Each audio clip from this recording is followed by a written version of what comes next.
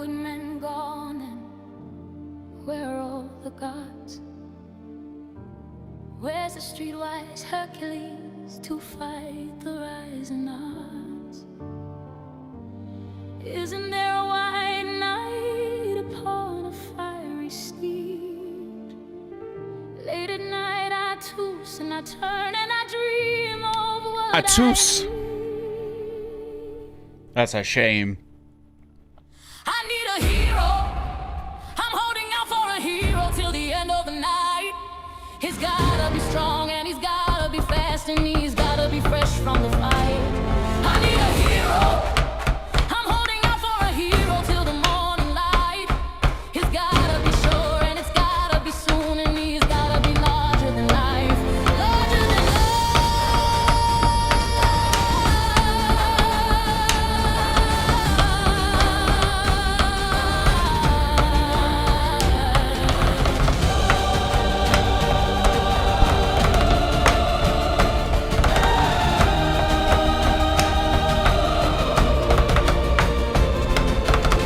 somewhere after midnight in my wildest fantasy, somewhere just beyond my reach, there's someone reaching back for me. Racing on the thunder, rising with the heat. It's gonna take a Superman to sweep me off my feet. Up where the mountains meet the heavens above, out where the lightning splits the sea. I can swear that there's someone somewhere watching me. Through the wind and the chill and the rain and the storm and the flood, I can feel his approach like the fire in my blood.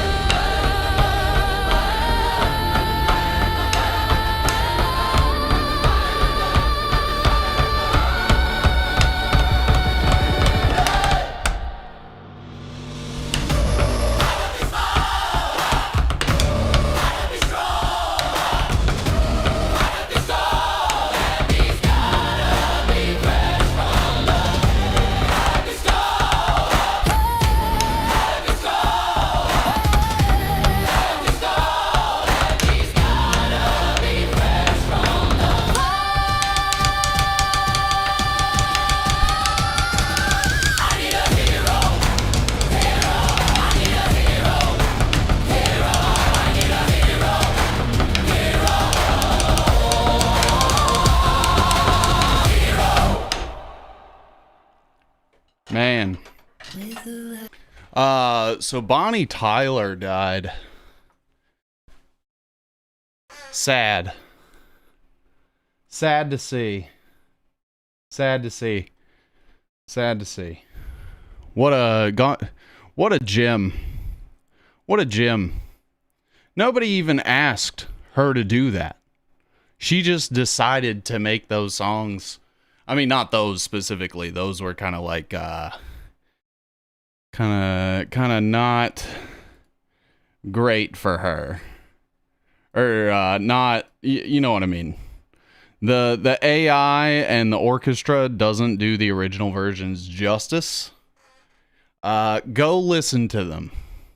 If I wasn't in danger of getting copyrighted, I would be playing them on stream right now. I think they are required listening for anybody that considers themselves cultured.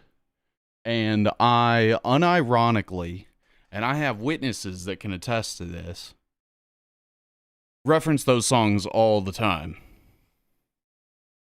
All the time. They're like part of my personality. So I'm obviously devastated and trying to cope at the moment. But, you know, life goes on. Life goes on. I'll be listening to those songs probably a lot more over the next couple days. I might even do a drum cover of one of her songs. They're really, really difficult to play because everybody in the 80s, because they were all doing cocaine, it was just like, bro, hi-hat all the time. They're doing like I'm not kidding you, bro. It's insane. Let me see if I can find let me see if I can find a fucking drum chart for you, and man, I really need my mic to cooperate. It's like the cable in this microphone arm is going to shit. Let's see. What is it? I need a hero drum chart.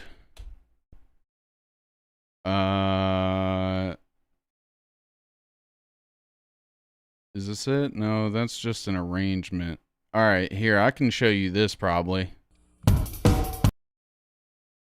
Hold on. Hold on. Hold on. One sec. I just have to grab something.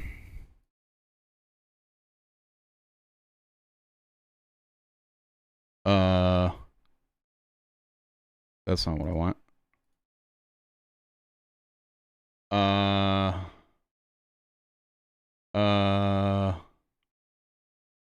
There we go. That's what I want. All right. Watch the fucking hi-hat, bro. When I first was like, I'm gonna try to learn this song, I did not understand how fucking ham they decided to go on this fucking hi-hat. And you know, obviously, like, listening back now, I'm like, oh yeah, okay. But the you don't understand.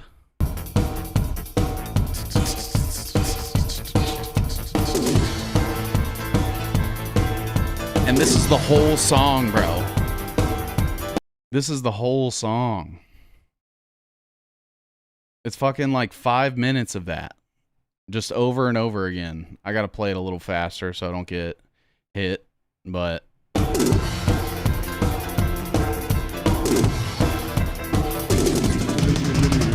Right back to it.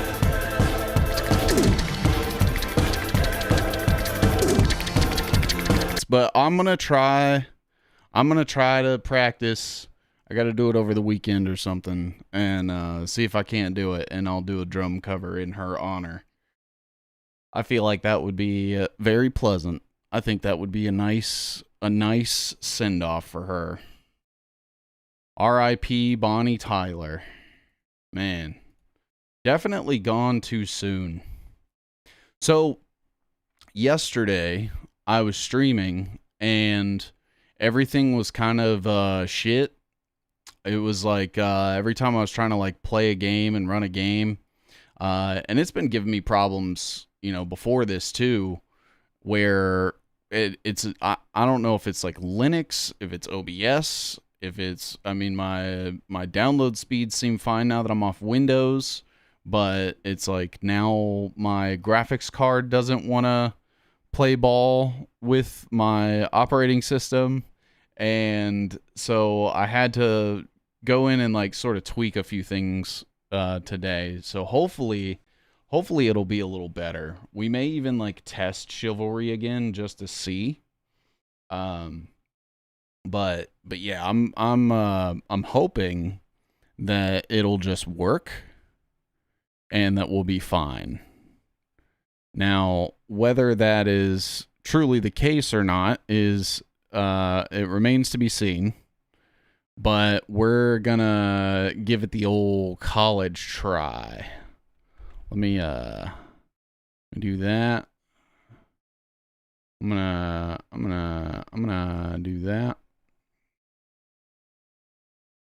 How's this? Be like right there. All right, that looks good. All right, so we're kind of just doing a chill stream today because I'm testing some stuff. I'm gonna be, let's see, I need this over here. Okay. All right, I think we're good. So have you guys seen the fucking robot with fingers, bro? Have you guys looked at this? This shit is crazy. Let me. Okay, so let's do. So I'm learning some new stuff, and I'm trying to see if I can just get everything together. Let's see. Because I want to be able to do this the most efficient way so I'm never dropping frames and shit. But it also requires me to do a little bit of setup. And when I'm not live, I am rarely keeping OBS open. So what we'll probably do is while I'm sort of talking at you guys very slowly, I am secretly actually setting up something on the side here. So I'm going to bring that up now, and it should. All right, sick. All right. So basically what they want me to do is what I've always done is like the lazy way, which is where I'll just capture my whole screen because I don't give a shit who sees what's on my computer. It's whatever. I don't have anything open that I'm going to be ashamed of. It's essentially saying like that is the wrong way to do this, and you should actually have multiple sources that are dedicated to each window because it has something to do with the way it like encodes the 3D render of the screen in real time itself versus getting like some sort of fucking window capture plugin thing. I'm not really sure how it works. I might even, dude, I wonder if we could find a video on that. Like, what is the difference? Let me see here. Okay, hold on. Let me Google this real quick. What is the difference between screen and window sources in OBS? Maybe they'll tell me. Is scope. A screen source records your entire monitor. Yeah, I know that. Okay.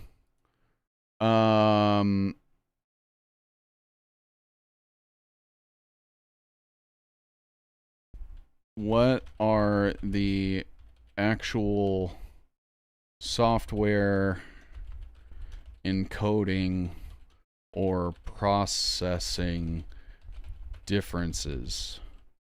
Would using window capture be less intensive? Let's see. I'm just going to ask the AI.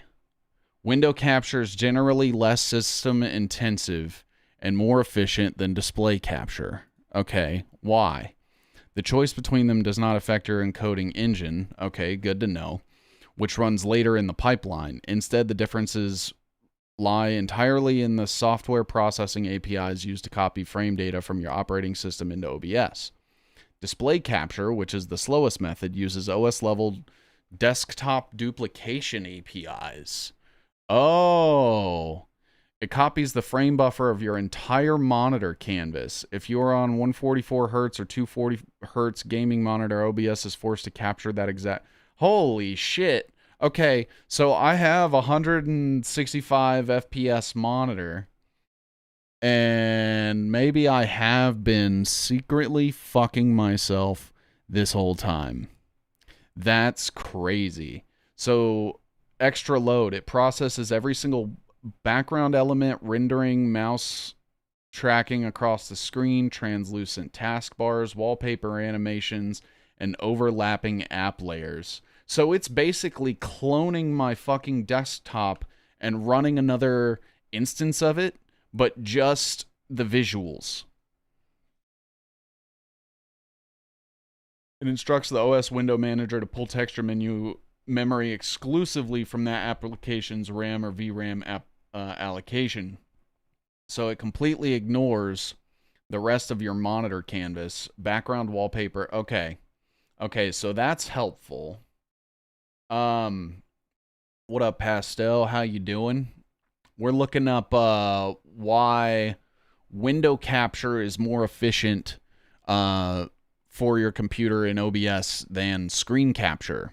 My entire streaming career, I have been doing screen capture, which apparently just duplicates everything that is like visually taking place on your monitor and mimics it, which is terrible. And so now I'm having to set up window capture for everything. So I'm like taking a little extra setup, but it should allow me to constantly stay at 60 FPS on the stream.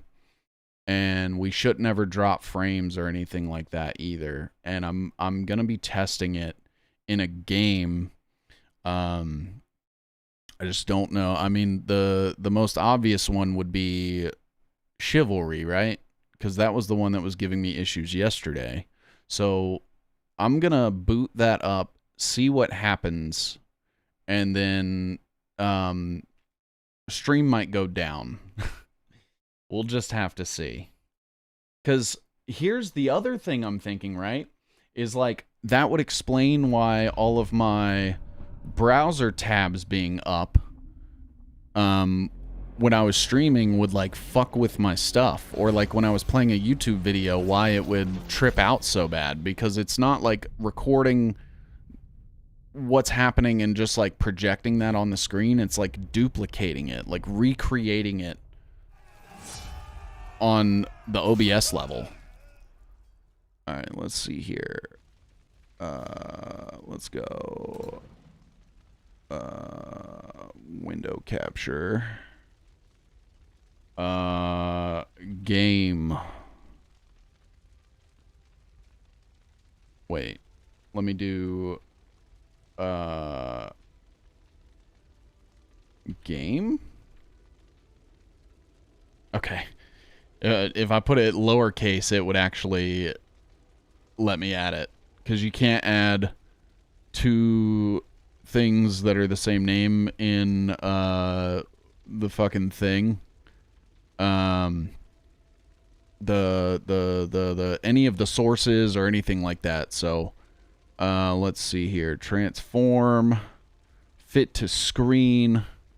We'll bring this to the back here, and we are in business. Okay, so let me we're gonna transition. Ooh, dude, I might just end up starting to keep studio mode up. This is kind of neat. Can I move where the shit is? Let's see. Docs.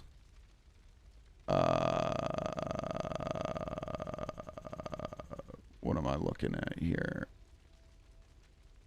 Screen transitions. Lizard, What lizard, the fuck? Lizard, lizard, lizard, What the lizard, fuck? lizard, What lizard, the fuck? What up, Vika?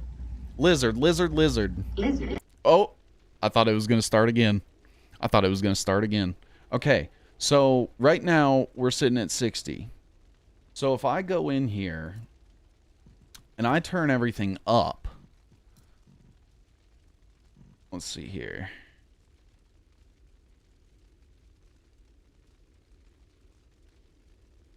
Uncap frame rate, video quality. Let's put it on high. Okay. Can I do epic?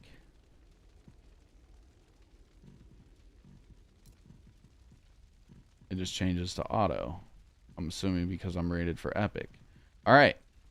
So far, so good. I don't see any frame dropping. That's also really good to see. Hold on.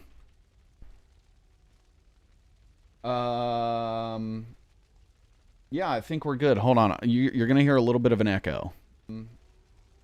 Yeah, I think we're good. Okay. All right. Sorry about that. I just had to see if there was a delay. There's not a huge delay either. Have I secretly been fucking myself this entire time, my entire streaming career, by choosing the wrong source? Every time I've gone down, every time the stream is shit out, every time my room has gotten too hot, has that been the cause? Has that been the cause? Just like somebody waiting for an autopsy. Remains to be seen. Ooh, they have free for all right now. That's pretty good, but I don't think I want to do that. All right, so we're on Epic. I'm watching the stream. I'm loading the game. Everything seems fine. Computer's not going crazy. That's good. 60 solid. Oh, we dropped down to 25.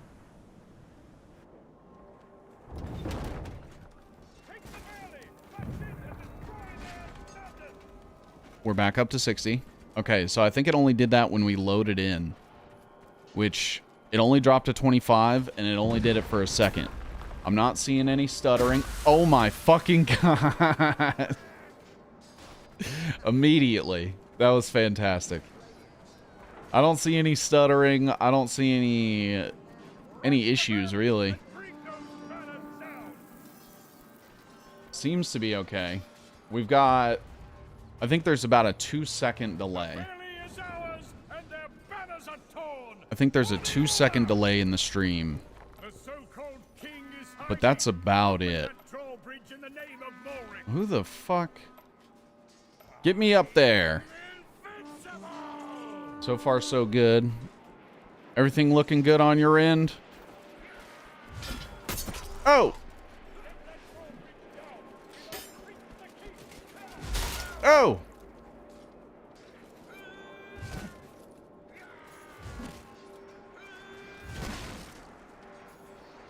Let's get this drawbridge!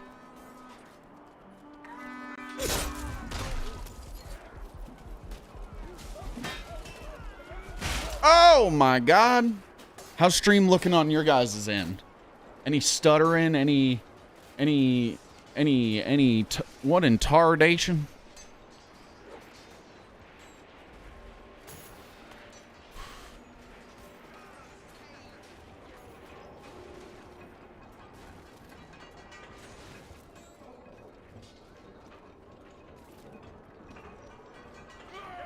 Audio is slightly off if you're trying to check, but the picture is crystal clear.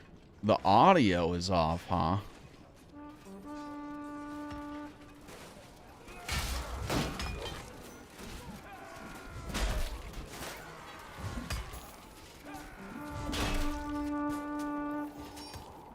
The audio's off. I gotta see what's causing that. Is it like, is it delayed?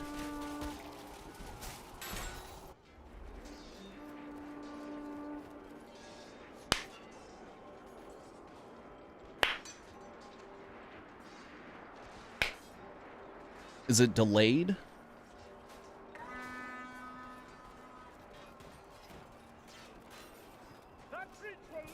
Is it bad? The audio is early? How the fuck does that work?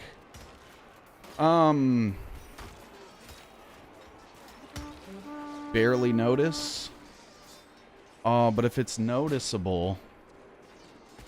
Man, hold on. I gotta check. Man, hold on. I gotta check. I gotta check. I gotta check. I gotta check.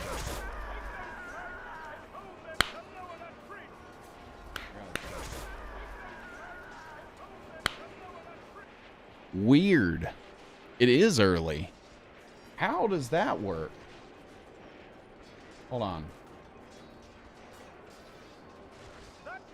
Why is my audio streaming earlier than my video?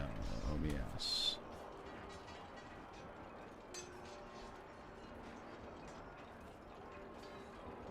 Advanced sync offset. Okay, so I have to do a sync offset. So let's go, we'll go settings. Audio. Wait, maybe it's audio. Where do I do that? Locate the off-sync column. Okay, let me look for that. Wait a minute.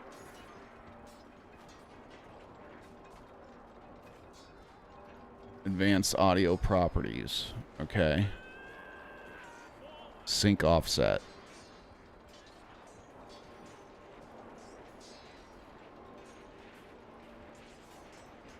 Okay. All right. What about now?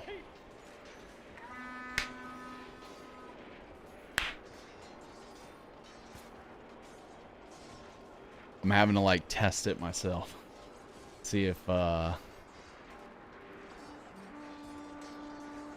see if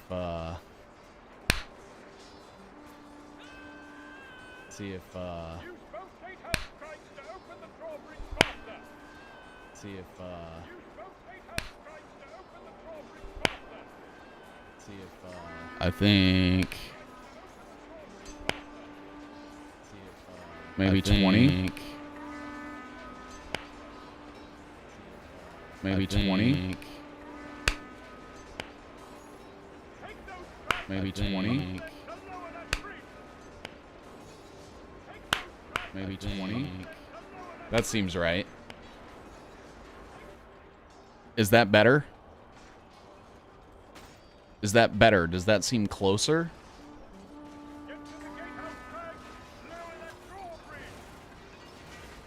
Yes? Sick. Okay. Yeah, man. Yesterday, I was just fucking... I don't know, man. I think I didn't get enough sleep or something. I was just in a bad mood. And it was like, I'm sitting there trying to figure out how the fuck my stream is breaking when I feel like I'm doing everything right. Turns out I was doing one big... definitely the opposite of what you should ever do. I honestly don't even know of an instance of why screen capture would be better than window capture outside of like small instances where you're trying to like show somebody something across multiple windows. So I guess that's my bad. It's just I'm just gonna have to be a little more meticulous about my stream sources. I might have to organize them somehow, which I fucking hate doing, but you know, it's kind of necessary sometimes. Little bit, 1 second in preparation saves 2 seconds in execution, right? I think how, bro?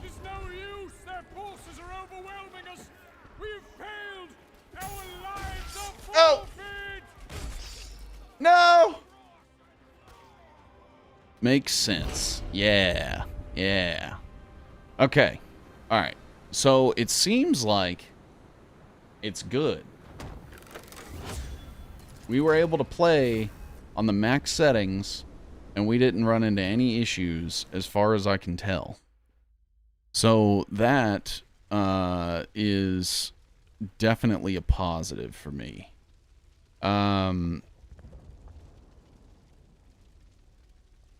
Okay, so I'm gonna turn this off, and I have some other stuff that we gotta look at today.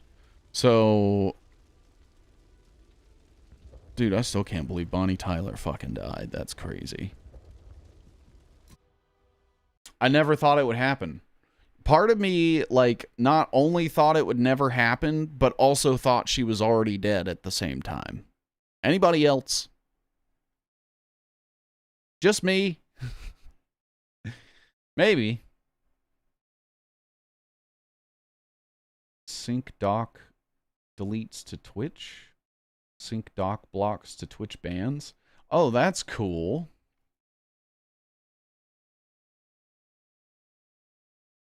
And I can change and update my title from right here. That's pretty neat. Man, I'm learning all sorts of stuff today. Oh, we got to look at the robot with the fingers. That's right. That's right. That's what I had up. That's what I had going. Okay. All right. That's not right. There we go. Okay. So you say what? So this is a new humanoid hand that they have engineered. Do you remember the Neo that came out last year? The Neo fucking robot. This thing with the eyeballs. Look like a human in a suit. Well, it got clowned on a lot for like not being able to unload the dishwasher and other like small things that required a lot of dexterity. So in like 6 months, they decided to completely like redesign it. And I'm going to show you guys what the fuck. So this is a, oh, I guess you can't see it. Hold on. Maybe this is just better. Here, I'll zoom in. All right. Let me shrink me down. Here, let's go, me. We're going to come down here and we're going to zoom this in so you can see what's going on here. So this is the hand on the left, and this is the hand without the stuff on it on the right. It's very loud. Holy fuck.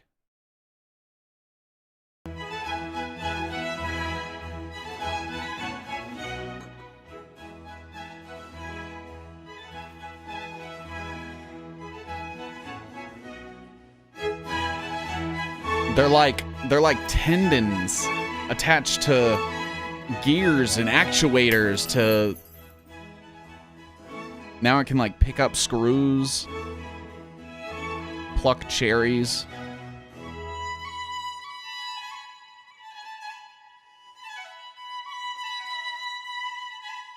Yeah, so some genius had the idea of what if to simulate like the actuation of tendons, instead of trying to like, you know, create things that contract like that, we just simulate tendons being pulled with separate like rotators. So the rotator will rotate a certain degree and apply like a certain amount of, I'm assuming, hydraulic fluid to get the actuator to pull the tendon in one direction. And then it also has one on the other end for the other. So like right here, where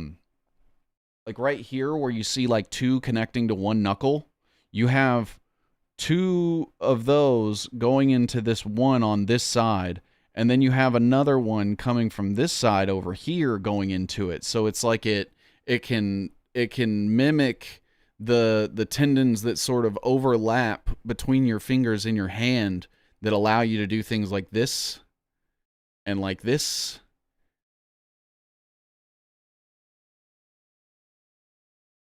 Now it can do all these things. And bro, they've got this bitch playing piano. He's zipping up a zipper on it, or unzipping a zipper on a jacket. Playing with Legos.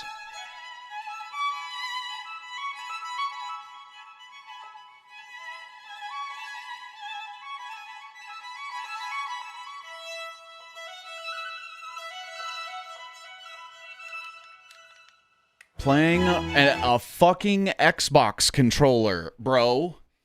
These things are going to be able to bypass CAPTCHAs next year. Do you guys understand the level of fucked?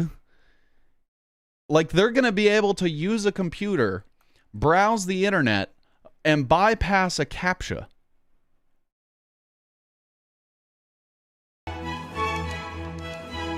We're going to have to create robot gaming leagues because we will not be able to keep up with them. We're going to have companies that are building robots that will be playing competitive games instead of people. And people will be paying money to watch those people play games because they can't own any of the games because they're fucking $1,000 and they require like $900 a month subscription. This is gaming 50 years in the future. You have to have a license to play games, actually. You're not allowed to play games. You have to earn the social credit to enjoy the leisure of playing video games.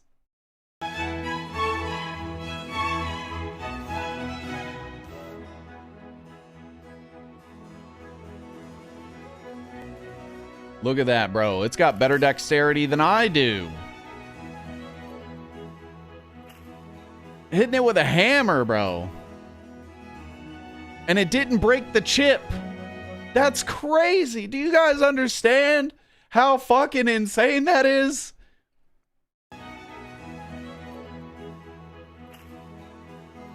He has a chip and he's hitting it and it didn't break it. Bro, if somebody hit my hand with a hammer while I'm holding a Funyun, never mind.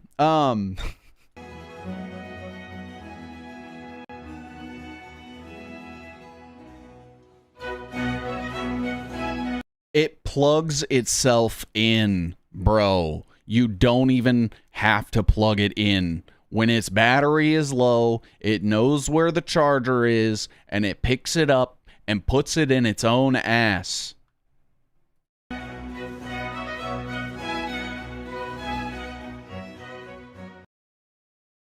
So if you're like, I'm just going to hide the charger, well, guess what? It has a fucking two-way sensor to the charger, so it knows where it is at all times. It's stronger than you. It never needs to sleep. It doesn't need to eat. It doesn't get tired. I don't think people understand how bad shit is getting so fast. It's bad, bro. Shit's getting real. Like, here's the thing, right? AI is like, let's be honest, like, dependable generative AI is, you guys want to say like 6 months to a year old, where like you can type something in and after like 3 to 5 prompts, you might get something kind of close to an idea of what you had in your head, right? Where like you're not getting crazy artifacting and like melting faces and like 17 fingers anymore, right? Like it's probably been like 6 months, maybe a year since we've been able to do that like pretty reliably. These robots have only been like in production realistically for like 5 years. And you know, it's just kind of insane to me to think that, you know, all of these like we look at how many companies are using AI and they're immediately laying off all of their employees. They're like, AI is the future. Fuck you guys. We don't fucking need you. You're a waste of our time. You're a waste of our money and our resources. Fuck how much time you put in with the company. You're replaceable. And we will do it in a heartbeat the second we get a chance. And then people are like, yeah, but, you know, they'll never replace us with robots. And it's like, bro, the AI thing is backfiring like crazy. And like the AI is causing all sorts of problems and shit like that. And all of these CEOs are doubling down. They are going to keep using AI until you get used to it. And that's what they're going to do with the fucking robots, bro. People don't understand. Like, they're going to do the robot thing and it's going to suck ass for a minute. And they're not going to give a shit. They're going to use them anyway. Got to bounce back to my meeting, but I'll be lurking. Hey, we'll see ya. We'll see ya. I just want to see somebody fight a robot in a UFC fight. I think after that, we just need to get rid of them. Maybe, like, relegate them to, like, sports or something. It's not good, bro. It's not good. Like, imagine Jeff Bezos having 10,000 of these. Imagine someone like Peter Thiel having an army of these fucking robots, bro. Hell nah. Hell nah. I'm good on it. I'm good on it. I think they have one of it playing the piano.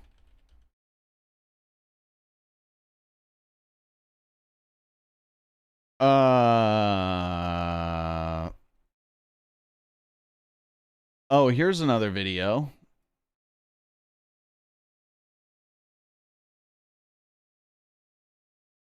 Here's another one. So this is every time you go out to eat and they're like employees must wash hands, this is the grill cook coming back from the bathroom not washing his hands because he's got raw chicken juice and pork tenderloin juice and raw egg on it. So instead, he's just gonna, you know, kind of even things out a little bit. Let's just mix all these things together.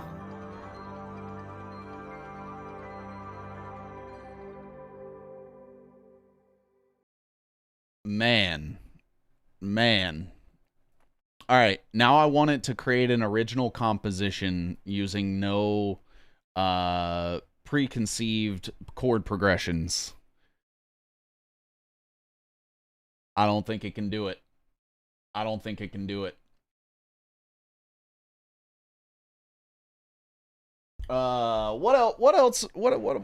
else we got going on? I think I saw today that there's a little bit of drama going on in the streamer world now. Now, there's a little bit of drama going on in this here streamer world. So, do you guys know who Asmongold is? Asmongold and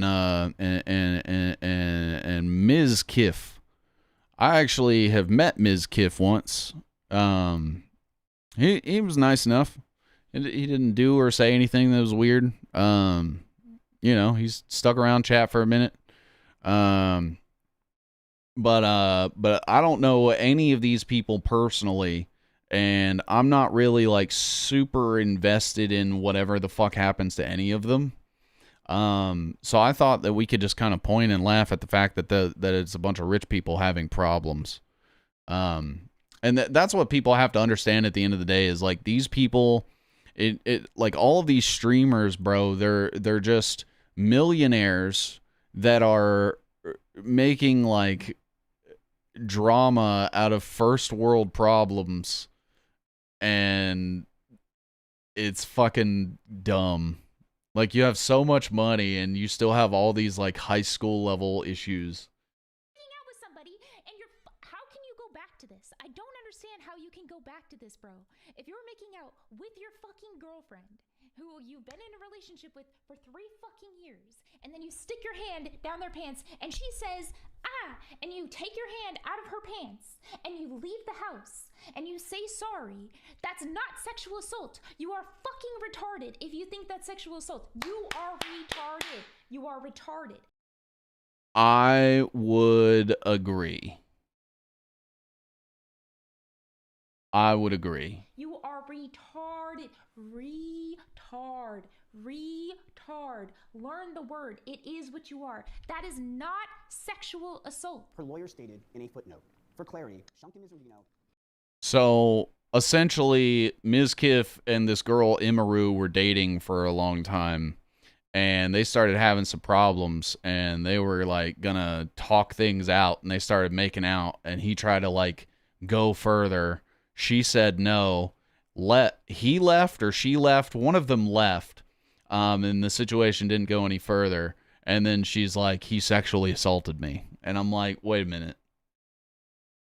So, am I the one that misunderstands consent? Because I kind of have understood that, like, when you're dating somebody and something gets initiated and you, like, try to progress it further, that's not you attempting to, like, sexually assault them. If they say no and you continue, that's a little different. But just trying to instigate it is, I don't see anything wrong with that if you've been dating the person for 3 years, living together and all sorts of shit. He recollected the story and agreed it happened as Emery told it. Yes, but Emery told it exactly as non-sexual assault. If you think that saying no and somebody stopping is SA, then you're retarded. I'm sorry. There's nothing that I can do for you because your IQ is at the floor. It's sub-zero. You have a sub-zero IQ. If you think stopping when somebody says no is sexual assault, then you have to be some level of brain dead. I would agree. So if stopping after someone says no is sexual assault, then nobody can have sex ever because we're all just assaulting each other all the time. Until we say yes. So we're all victims. Like, you have to be. You have to be brain dead. Yeah, either nobody's a victim in this situation or everyone's a victim. And I think they would rather have it to where everyone's a victim. It's like cutting off your nose to spite your face. But I guess Mizkif has been calling out Asmongold. You gonna react to your Queen Imaru's 48 minutes of lies, or do you want to keep hitting on her saying how cool you are for using the N-word as passwords at 33 years old? Imaru sent this to me in a screenshot years ago. And it's just them talking back and forth, and I guess this is one of Asmongold's passwords. And okay. And she said screenshotted JK, but she did screenshot it and then sent it to Mizkif, who was in an org with Asmongold. Also, bro, I'm gonna be real. I'm gonna keep it a whole buck. I don't think anybody cares. I don't think anybody cares. Like, we have people on the Epstein list. I think slurs are the least of our problems when it comes to people. Like, what we need to, because what's happening is there's like actual punishment and consequences for literal nobodies for things that they're saying just in general or jokes that they're making, while actual literal pedophiles are allowed to walk free.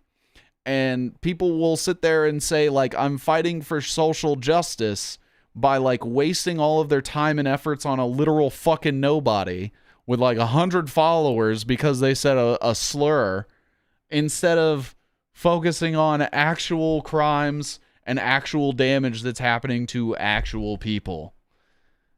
Instead, they're like, I'm going to become a champion for an imaginary person whose feelings were hurt, I think. And it's like, bro, nobody's going to take you fucking seriously if you act like that anymore. Everybody sees through the shit. And it's just, it doesn't work. It doesn't work. So Asmongold responded, not really, but he, you know, acknowledged the existence.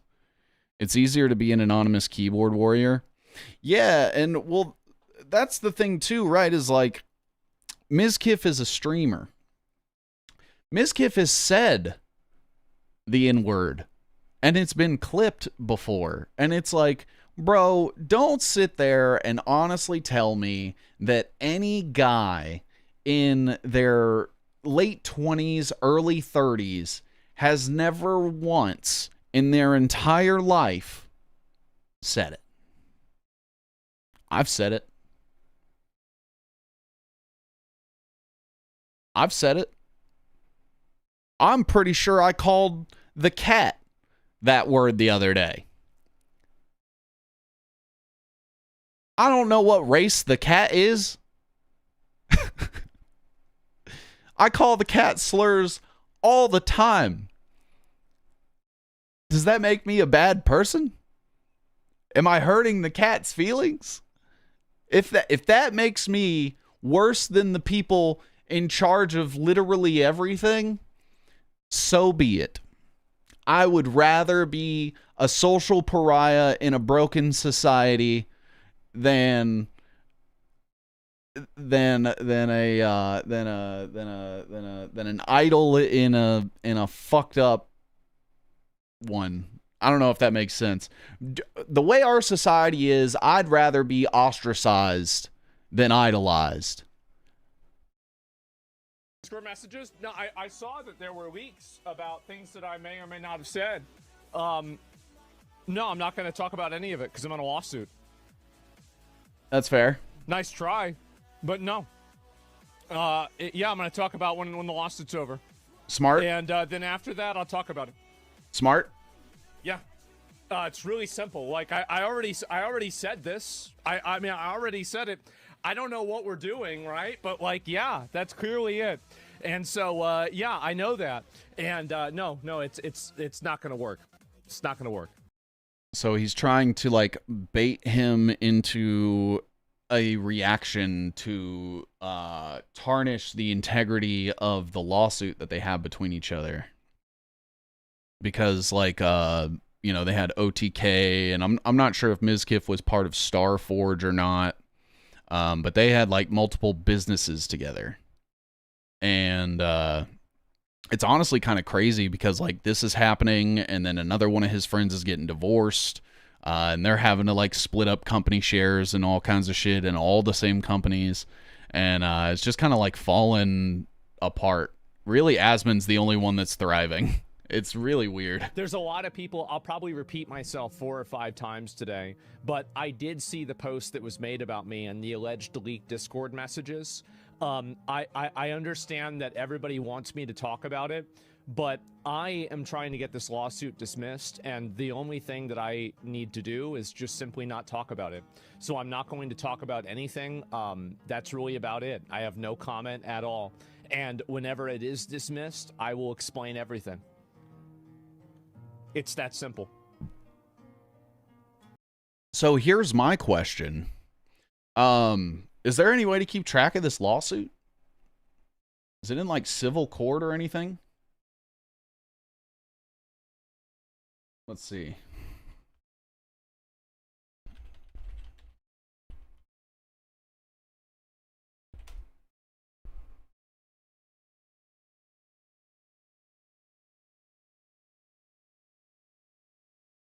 Oh, 2 days ago, judge sides with Mizkif to continue lawsuit. Okay. So we have something here. So it says judge sides with Mizkif to continue lawsuit against Imru, but not Asmongold. Imru lied part 1, denying allegations made by his ex-partner.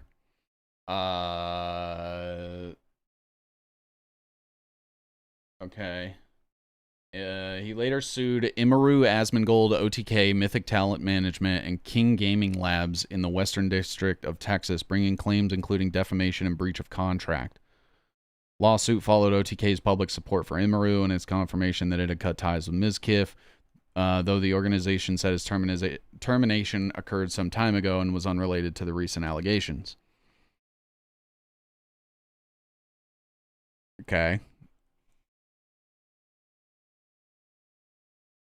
The same report recommended dismissing the defamation claim against Asmongold, who is also known as Zach Hoyt, without prejudice. It also recommended compelling arbitration and staying parts of the case involving OTK, Mythic, and King Gaming Labs.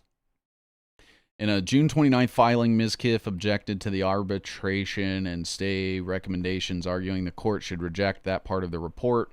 He did not object to the portions recommending that Imru's motion to dismiss be denied, that he filed a more definite statement, or that the claim against Hoyt be dismissed without prejudice. Through the video, he claims Imru's account had changed over time and argued that there were contradictions between her live stream, court filings, and private messages he says were exchanged after the alleged incident. Interesting. Interesting.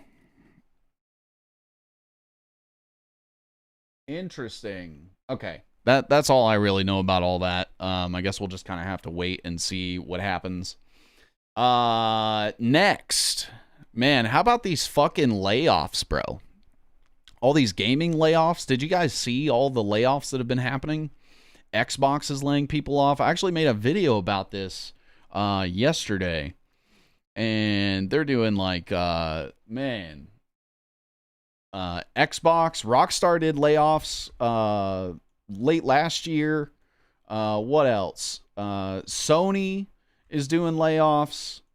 Fortnite laid off like 1,000 people. Ubisoft is laying people off and closing studios down. Valve is getting sued to shit. All the game companies are saying they got AI in their shit after the game has released. It's kind of crazy. It's kind of crazy. And so with all the layoffs and stuff, Xbox is doing like this big restructuring. And they're talking about how they're canceling Avowed. So I played the first Avowed for like 20 minutes and it sucked ass. I'm not going to lie. It was very shallow. It felt like an AI generated Skyrim, basically. And, you know, I think that's a testament to the fact that, like, Obsidian is not the same studio it was when it made Fallout New Vegas. There are other games.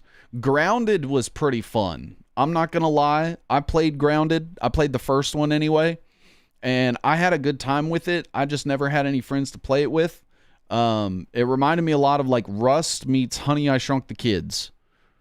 But there's also, like, big monsters and shit. Maybe more like Ark meets Honey, I Shrunk the Kids. And it's bugs instead of dinosaurs. And like other animals and shit. But it was a lot of fun. But it is also like a far cry. There's another game for you. Away from being something similar to Fallout. And I think that that's a huge flag for me. Personally, because, you know, Grounded is more like child friendly and the graphics are a little more cartoony and colorful, and you know the writing isn't necessarily like super compelling. You know, from what I remember of the original story, it was like you're just trying to get big and there's like weird shit going on underground, and there's not like anything that's like super dark or gritty or like very adult themed, and that is kind of worrying to me. I mean, it would be like if you had Breaking Bad get remade by like, you know, the Cartoon Network studios. It's like, look, Cartoon Network's good, don't get me wrong, like I like Dexter's Lab. What do they know about methamphetamine? You see what I'm saying? It's not the same. It's not the same. It just isn't going to work, in my opinion. Now, they do have the original Fallout New Vegas game director, Josh Sawyer, attached back to the project, which I think is pretty cool. I also think that it's really funny that Asha Sharma was basically like, hey, Todd Howard, you have been developing the Elder Scrolls 6 for 15 years, and you still don't have anything more than a teaser trailer. So we're going to let them do Fallout instead, and all of that gay stuff they were working on, we're canceling that. But this is the Obsidian team. These are the people that bought, or that made Avowed. Here's them in like a stream related to the, oh, I guess you guys can't see that. Here's them in a stream like related to when Avowed released. Look at them all on their phones like the foids they are. And then, you know, here they are. And basically it's, man, I want all the video game characters to look like me, think like me, talk like me, act like me, and have my values. So instead of creating original stuff, I'm going to take all the stuff that other people like, shoehorn my stuff in, and force them to like me vicariously through shoving this character down their throat. And it's not going to go well. It's not going to go well. You know, we look at like Starfield, What was another one? The Outer Worlds. The Outer Worlds, bro. I was excited for the first Outer Worlds game. And then it came out. It was like $30 or $40, and I beat it in like 12 hours. Some shit. It was honestly kind of ridiculous. And the replay value wasn't even that good. Like I beat it all the way through, and then I played it all the way through again, where I played like an evil playthrough. And I got about halfway through, and I was like, I feel like I'm forcing myself to come back to this game. And then they came out with a second one, and they were like, we're going to fix everything and make everything bigger and better and badder and more awesome. And nobody fucking played it because I'm not going to trust you, bro. You got $40 for me for 12 hours? Hell nah. Hell nah. Hell nah. And I never heard anything good about it. I never heard anyone say anything good about The Outer Worlds 2. So, I don't know. And then we also have we have this here. How do I show this? I don't know how to show this. Anyway, let's see. Oh, I think I can do this.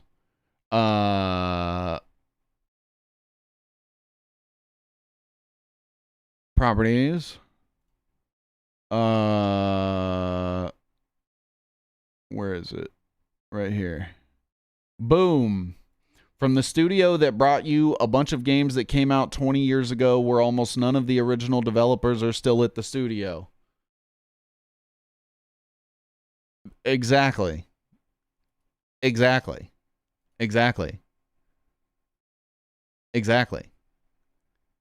like Steve Jobs is dead. You know, you ain't getting the iPod launches. It's just going to be iterations, you know. Anyway, that has nothing to do with this. Mark Zuckerberg is trying to fucking kill you. A Wyoming city found a rare bacteria in the wastewater tied to a Meta data center. Check this out. You guys seen this? You heard about this? Officials in the city of Cheyenne, Wyoming, say a massive under construction Meta data center campus located just south of the city is responsible for contaminating part of its recycled water system. Shocker. Yeah, right?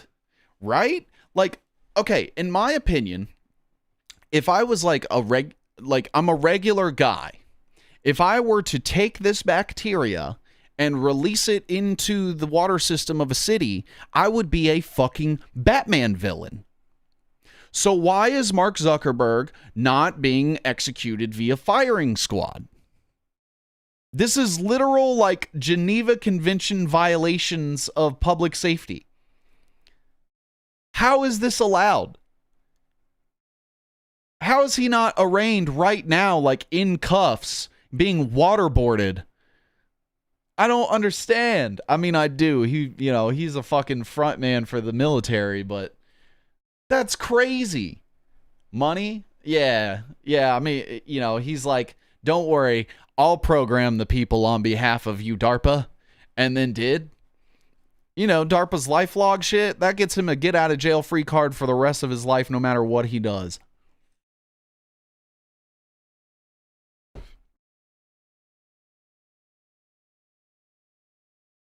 It could come out that Meta has been kidnapping children and injecting them with this bacteria, and nothing would happen.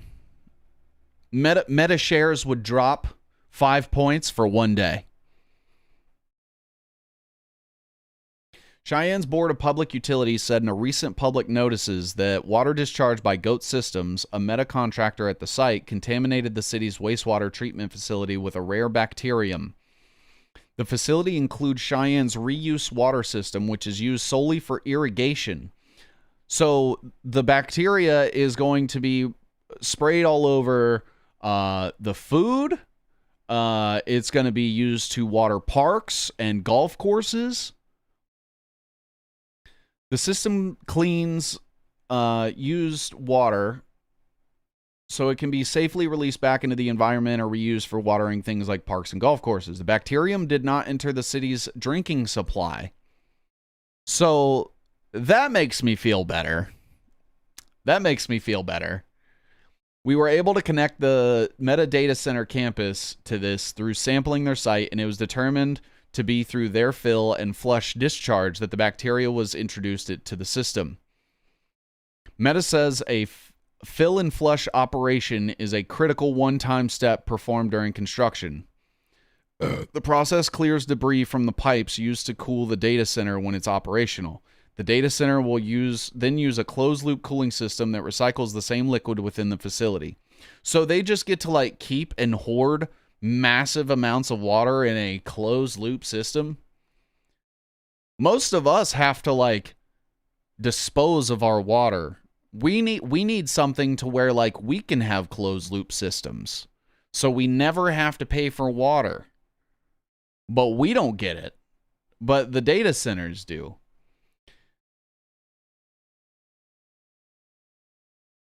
The board's public notice characterized the infraction as a significant non-compliance and revoked GOAT Systems. The closed-loop system is a lie. There's, yes. The possibility of one, I think it could be there, but capitalism. I think it could be done, but they are definitely not doing one, and they're fucking lying about it for sure. GOAT Systems, the Meta contractor, okay, so the operations were halted on March 24th, immediately ceased just discharge of the wastewater from the fill and flush operation after it was notified of the pollutant. A representative for GOAT Systems could not be reached. Yeah, I meant they are like, yeah, for sure. They aren't going to pay for that. China's building them underwater now. I need to look more into that. I mean, my thing is like, why don't we make it to where instead of like letting all of these massive companies have their own data centers, we create a machine that allows consumers to prop up their own compute. Make them pay for the shit. They're not having to pay for anything. They're getting government contracts to set it up under the guise that they'll provide it for everyone else, but it's a tap. Instead, pay to provide it to everyone else and charge them money to be able to have it. But instead, they're like, no, we're just going to let them come in and fucking run shop and shit all over everybody. It's like, okay, so we all agreed that social media was one giant fucking mistake. And now all the people that created all the social media companies are now doing all this AI bullshit and all these data centers. And it's like, yeah, no, we can trust them though. And it's like, since fucking when? Since when? I thought we all agreed as like a human race that these were the worst people on the planet. These are the people on the Epstein list. These are the people that have been spying on people and brainwashing children and making everyone depressed and tearing the country apart with politics and shit. What are we doing allowing them to do anything? These people need to be fucking hanged in the street. It's insane. I won't go into it, but I don't believe these are just data centers. Oh, I agree. There's a reason they need so much area. They're gonna lock people in there, and they're gonna force them to fucking like jack into the Matrix. They're building the towers in the Matrix. They're building a bunch of fucking pods that we're all gonna have to get into, or else. And it's just going to hook right up to the fucking data center that's going to slowly cook us and microwave us. Bro, it's not good. It's not good. A spokesperson for Fortis said the company takes its environmental obligations seriously and will continue to work constructively with BOPU and all the relevant authorities to this matter is fully resolved. Know what? That sounds lovely if I can make my own world, but yeah, I don't think so. Yeah, that's the thing is like, you know, everyone's like, oh man, we'll be able to like jack into the Matrix and you'll be able to create like whatever world you want and imagine whatever you want. It's like, bro, these are the same people that like charge you for a battle pass. These are the same people that decided that horse armor could be added on later and charged for $5 and people would fucking pay it. And they did. It's fucking crazy. It's like, how many times do you have to be baited and switched? Like, how many deceits does it take? It almost feels like these people have like a Stockholm syndrome sort of complex with their abusers. It's like, yeah, well, they promised they would change. They said this time would be different. And it's not. Still getting raked over the fucking coals. Meta announced the 800,715,000 square foot data center in development in 2024. Bro, that is like 600 houses. That's like 300 houses. Makes me think of the show Upload I'm watching. They upload your consciousness into the afterlife right before you die, and you have tears you have to pay for, or it's game over. I watched like the first season of that, I think. It's with that one guy. He's got like dark hair. I know what you're talking about. And like it reminds me a lot of like The Good Place, but not really. You know what I'm saying? It's like The Good Place if it was a simulation instead of a prison that was like made of magic. Yeah.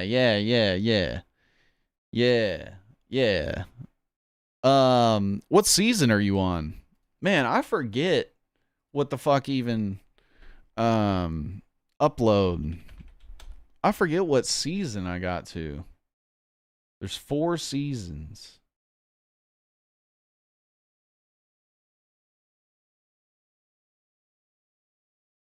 Let me see. I'm gonna, so there's no spoilers. Let me look.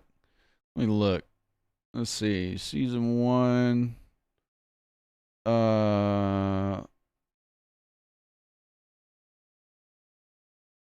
Okay.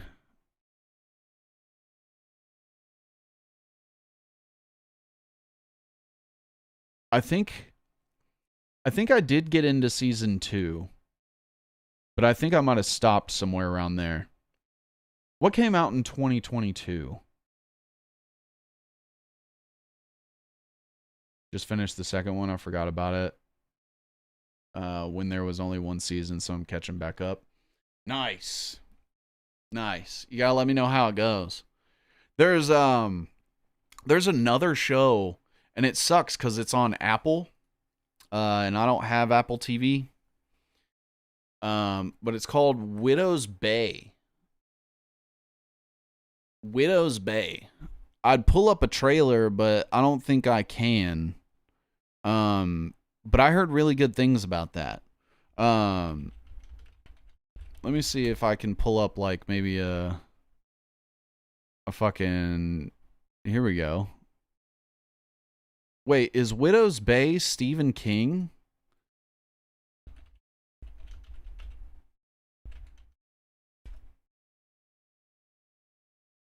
No, but it is an homage. So it's like it's like in tribute to. So it's like made in the same vein. But we have a Nando cut of this that I could play a little bit of and kind of show you guys what's up. Let's see here. All right. Let's see.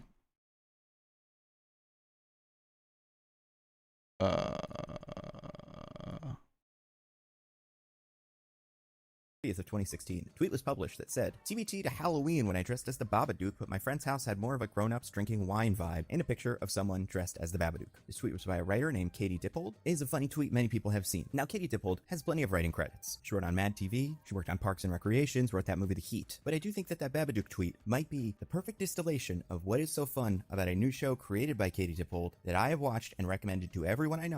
So this lady, who's like a huge horror fan, it was like a relatively not very well known person. You know, they had like some writing credits and stuff.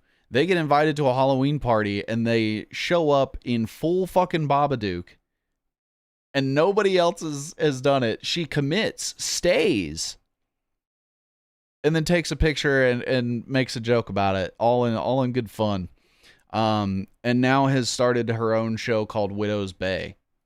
Of what is so fun about a new show created by Katie Dippold that I So this show, I don't know if he's going to cover this or not, but it's a horror comedy. And I feel like that really hasn't been done since like Supernatural.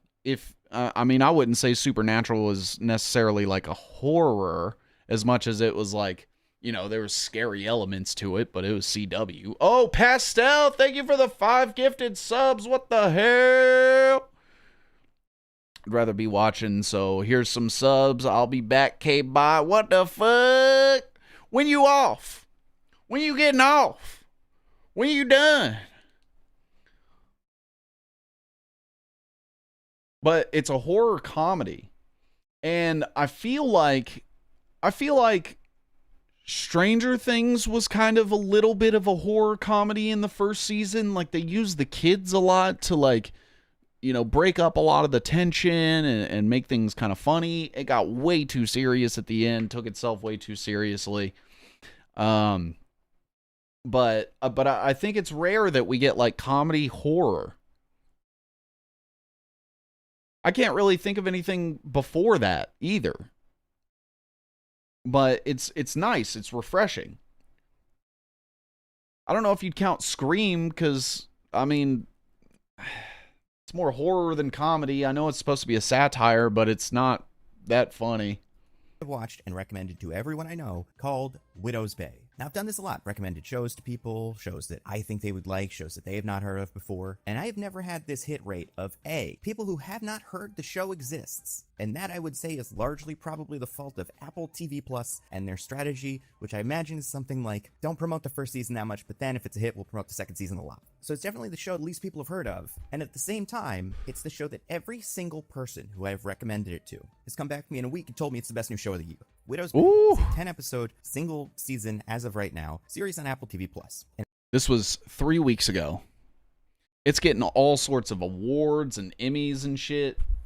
it follows the mayor of a small New England Nominations, not the actual awards. island town who's trying to turn the town into a Martha's Vineyard-esque tourist location. But the problem is, the town is clearly haunted by all kinds Incredible premise. Like, that is so funny. It is a guy that is like trying to be a real estate mogul and is like, oh bro, I'm gonna take this podunk town. It's probably got like really good location and all kinds of shit, so much undeveloped land, and I'm gonna flip it. And it turns out that it's haunted. And what I'm assuming is going to happen is that he's going to realize that it's haunted, but still try to develop it anyway. of different ghosts and monsters and curses and everything. And while the mayor knows that people in town believe this, he does not. So he charges ahead trying to turn the island into a tourist destination, while Okay, it's the mayor. dealing with the fact that this island is pretty much just evil. The horror comes from the fact that the island is haunted by different kinds of spirits, each one taking inspiration from a specific horror trope or even a horror movie or television show. And not enough that they're parodies, but enough that when it starts moving, you realize, oh, this is what we're doing here. That's fun. But none of the horror bits are too scary. And this is coming from someone who didn't used to watch very much horror stuff, but recently between Obsession, Weapons, I don't know, Nope, I feel like there is a lot of fun stuff out there that isn't just trying to get cheap scares out of you. If this was too scary, trust me, I'd probably still stick with it because I really enjoyed the show.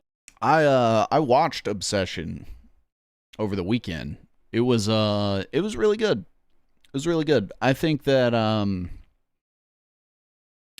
people people turned it into like a gender war thing, and I'm like, I mean, really everybody in this whole situation was kind of a shithead, and the entire thing could have been avoided if any of them learned how to communicate at all. And people have been turning it into like, well, this person's the worst person, and like clearly it's all their fault. And I'm like, how about some fucking nuance, people? How about we have some nuance and just say, hey, they all made mistakes.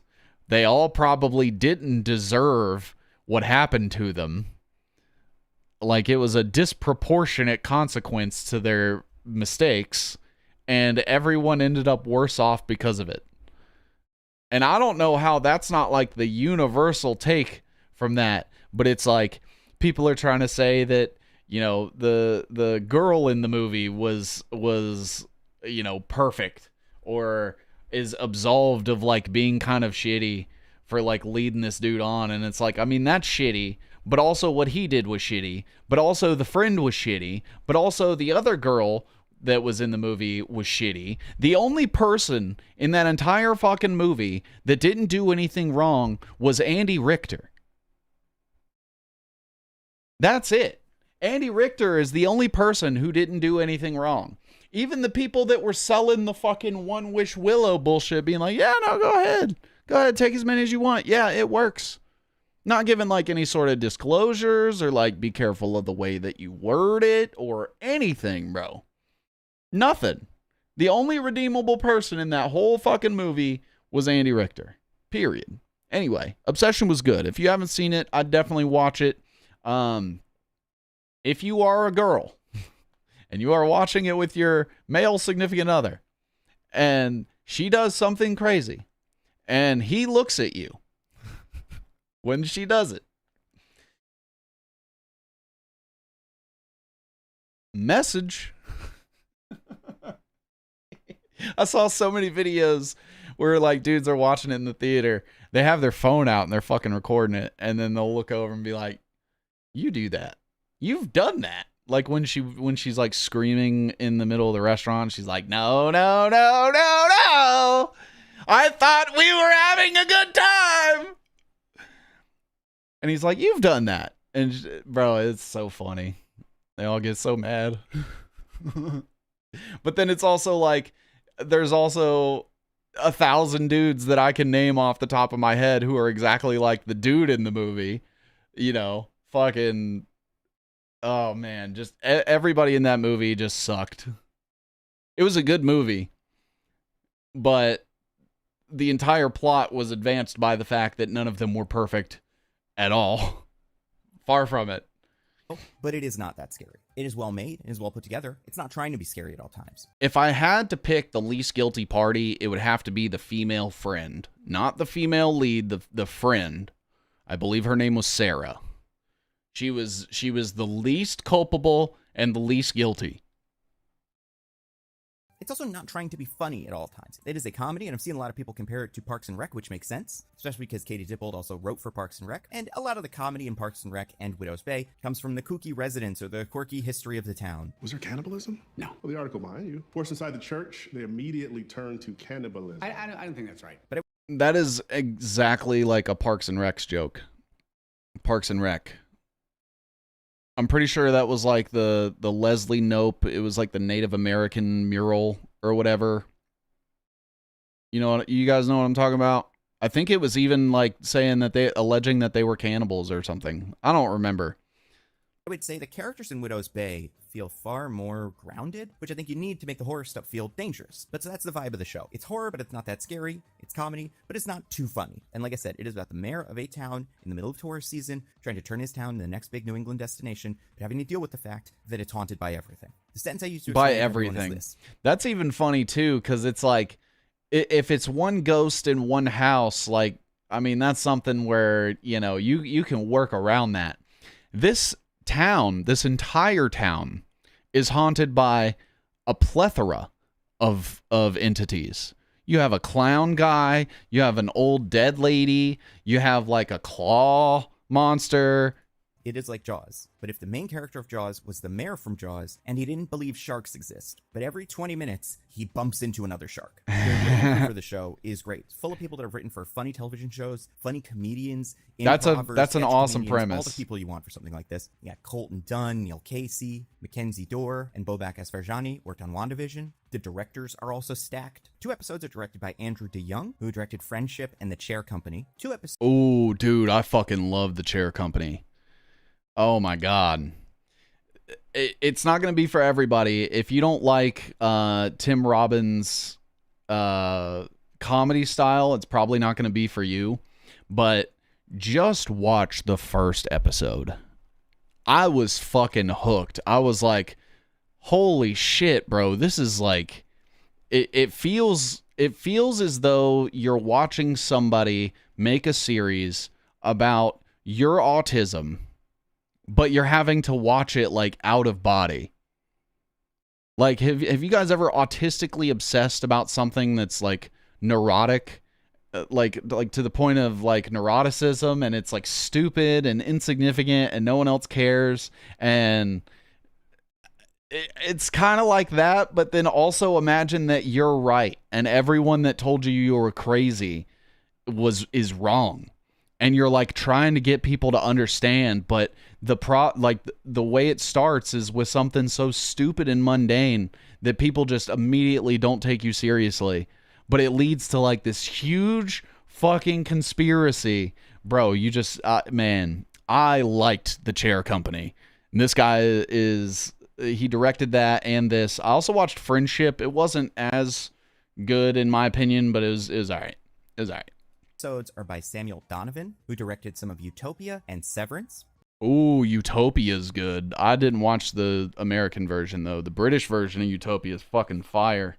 One episode was directed by Ty West, the writer-director of the X Pearl Maxine trilogy, and then 5 episodes were directed by Hiru Murai, who directed some Barry, some Legion, but mostly Atlanta. Barry, Legion, Atlanta, fucking... Bro, that is firing on all cylinders. You got the comedy, you got the horror, you got the tension, the action. So that's what we're getting here. Friendship mixed with Atlanta, mixed with WandaVision, mixed with Parks and Rec, mixed with Severance, mixed with Pearl. And then obviously the cast is great. The 3 main... You got Stephen Root, bro. Stephen Root is so good. He does the voice of like Bill Dauterive. He starred in Barry, and man, he did so good in that show. main characters are Stephen Root plays Wick. Everybody loves Stephen Root from Dodgeball and Barry and Office Space, King of the Hill. He plays the Quint of this Jaws trilogy, the cantankerous old man who warns everybody something's going to go wrong and turns out to be absolutely right. And then you got Matthew Rhys playing Tom Loftus. That's your mayor. I was not familiar with Matthew Rhys before. I have never seen The Americans, which seems like it's kind of his main thing. There's the dinosaur in one episode of Invincible. Seems like he's going to be a bigger player in that in the future. And he was on that Perry Mason show that I could never really get into. He is so I don't know great anything about at that. playing both a guy who is trying his best and a guy who sucks. You have the perfect mix of sympathy and embarrassment for this guy. You want him to succeed because he does seem to genuinely want the best for the people of this town, but you know he's going to fail because he's too proud. And like a lot of great characters in TV, he thinks he's a lot smarter than he is. But like those two were two people I've heard of before. Even though I hadn't seen Matthew Rhys in very much stuff, I know he existed. I had never heard of the third lead of this show, Kate O'Flynn. She's British, seems like she does a lot of work on British TV. She plays Kate Patricia, O'Flynn, the second everyman character, like Mark. But Patricia's deal is she is way more likable, but incredibly awkward, for reasons that totally make sense as you go through the show. I only bring her up last because A, I was the most surprised by how much I liked this performance, like I did not see her coming, and B, while the episodes do tend to feature all of the main characters, you are able to separate them based on which character is the main character of that episode, and I would say the two episodes that are the Patricia episodes are my two favorite by a mile. I don't want to tell you too much. So each episode takes 2 episodes to focus on each of the characters. I feel like that is, like, doing that sort of groundwork is really good for setting up like future seasons, because I feel like that's an issue that you have with a lot of TV shows where they try to like piecemeal things about each character through the season, and by the end of it, it's like none of them really got enough time. Like, you know, you're getting a piece of information in episode 2, and then in episode 4, and then in episode 7. And it's like, once you try to bring all these things together to create this character, it's so broken and disjointed that it doesn't really do a good job of like painting the character's mindset and their motivations and stuff. So I really feel like if you put that work in early on to kind of explain all of these things and why they are the way they are, and show them interacting with different people as like the main purview of the audience, it really, really helps to flesh out like the dynamics and stuff, and it leads to like a series that can show more and tell less later on. So if you do all the telling and the setup now, it makes it to where like people will remember those things moving forward. Example, like I'm watching all sorts of fucking anime right now, and it's like every single episode of anime, or every single anime starts the same way. something fucking crazy is going on. And you're going to spend the entire first 2 episodes being like, what the fuck is happening, while they exposition dump all of the rules of the world, or at least enough to get you going. So they'll talk about their powers and where they come from and how they started and the way they work and limitations and shit like that. Like in Death Note, like they're, you know, they have the rules of the Death Note, and they don't give you all of them up front, but they give you most of them. And then there's little shit that, you know, they build on as they go. But because you know all the rules up front, you don't have to have it explained to you again, even though animes have a tendency to tell you the exact same fucking information 40 times. But it's kind of like that, where, okay, so now you no longer have to like keep reiterating to people, because you spent so much time honing that in like a singular enclosed experience, that they can walk away from that episode having resonated with that character, I think, a little stronger. More about the show. Goes in very interesting directions. As of right now, I've seen the 9 released episodes. I have not seen the 10th. I would bet, just based on where we are now, the show is not going to end after the next episode at a place where we can't get more Widow's Bay. I am hoping that this show is successful and they get a second season, because everybody that I have recommended the show to loves it, and it doesn't feel like really anything else on TV. I know from my description of it, you're thinking, oh, is it kind of like What We Do in the Shadows? That's kind of a horror comedy. No. What We Do in the Shadows is a what if bizarre characters were dropped into a recognizable, normal world, I'm using air quotes because some of the things that happen in that show are pretty crazy, but most of the crazy things that happen on that show are vampire-related things, right? It is supposed to take place in a recognizable version of Staten Island, whereas Widow's Bay is a couple of normal people that are dropped into a crazy Stephen King novel. With all kinds of different monsters and curses, and usually ones that evoke this series' maybe central theme, which it seems like in a post-COVID world is not that unusual, but isolation and loneliness. These are characters that are on an island. They cannot leave the island. They are incredibly lonely. And over the course of their adventures, dealing with the truth about the island, they're able to come together and learn about themselves. It might just be because I've played a bit of Sinking City and The Omen, but that gives me like an H.P. Lovecraft style story. But a lot of the great horror of the last couple of years seems to be motivated very much by loneliness. Even just the recent stuff. Like, I'm almost wondering if they will take it in a direction where it's like all of these entities aren't necessarily separate. Now, I haven't watched any of the show. I need to preface it with that. So I'm speculating here. But what if, like, the big twist at the end is like all of these entities actually aren't separate and they are being puppeteered by a greater evil? I don't know. I mean, I don't really know how you could take it except like keep going with the current formula. But you know, that's obviously what happened with like Stranger Things, where like they had the Demogorgons, and that was like nobody knew what the fuck, where they came from, what the deal was, and then they had the Mind Flayer, and so they built upon that, and then they were like, actually, here's the big bad that's controlling everything, and that's where the story fell apart. So who knows? Maybe that's not the direction they should go. Backrooms. Obsession. Widow's Bay for me has become the chant the show. Oh, it's fucking BJ from Righteous Gemstones. As you come down the stairs because a new episode is on, and that is the first thing you're going to do. And I want to be very clear, I'm not sponsored by Widow's Bay. I do not know anybody on the show. Me neither. I just heard it was good, and I thought I'd share with you guys. It's just a show that I'm really enjoying, that everybody I've recommended to has also enjoyed, and, like everything on streaming these days, one I hope a lot of people get interested in so that it can get a second and third season, because once it does, I think it really will pick up steam. You know, this feels like the kind of show that could really benefit from winning Emmys. It feels like exactly the kind of show that should get nominated for Best Comedy, as opposed to a lot of other, like, short shows, but ones that aren't very funny. Widow's Bay is committed to comedy, and I think if they're able to get the second season renewal, and who knows when you're listening to this, maybe it's already happened, but either way, so watch it, because as I'm recording this, 9 out of 10 episodes are out. You can binge this thing in a weekend, and you will be ready for the finale with all the rest of us. You'll get to recommend the best new show of the year to all your friends. I don't do this a lot, just go completely out of my lane and pick a show and tell everybody they gotta watch it. So trust me when I say this is one of those shows. And listen, when you're done with Widow's Bay, you might want to check out a different series. It's called Gods and Monsters. It's by Curious Archive, and it's about the connections between these mythological creatures like Cthulhu or the devil, and how culture, and specifically how pop culture, have shaped that mythology. For instance, the first episode is about monsters from the ocean, something that could be relevant to a TV show set on an island, who knows. And if you want to watch Gods and Monsters, along with all my videos early and ad-free, you can find it exclusively on this video sponsor, Nebula. Nebula. I don't know anything about Nebula either. I don't know what the deal is with that. I am not affiliated with that in any way. They don't sponsor me or my content. But I do like watching Nando's videos. I feel like he gives a short, sweet, not too like, you know, memeified. Like, I also watch The Critical Drinker, but he always does like the same fucking woke bad, not woke good. And I'm like, yeah, I get it, bro. I need a little more to go on. So I like to watch a few different reviewers from like different ends of the spectrum, and kind of come up with like somewhere in between. But I think Widow's Bay looks good. I think the people attached are solid.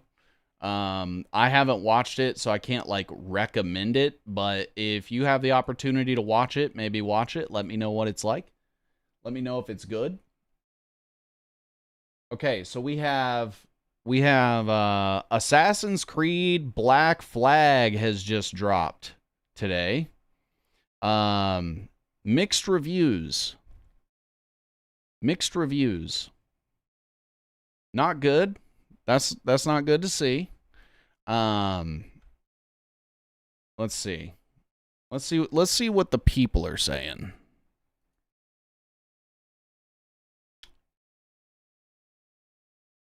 Let's see here. I think I might be able to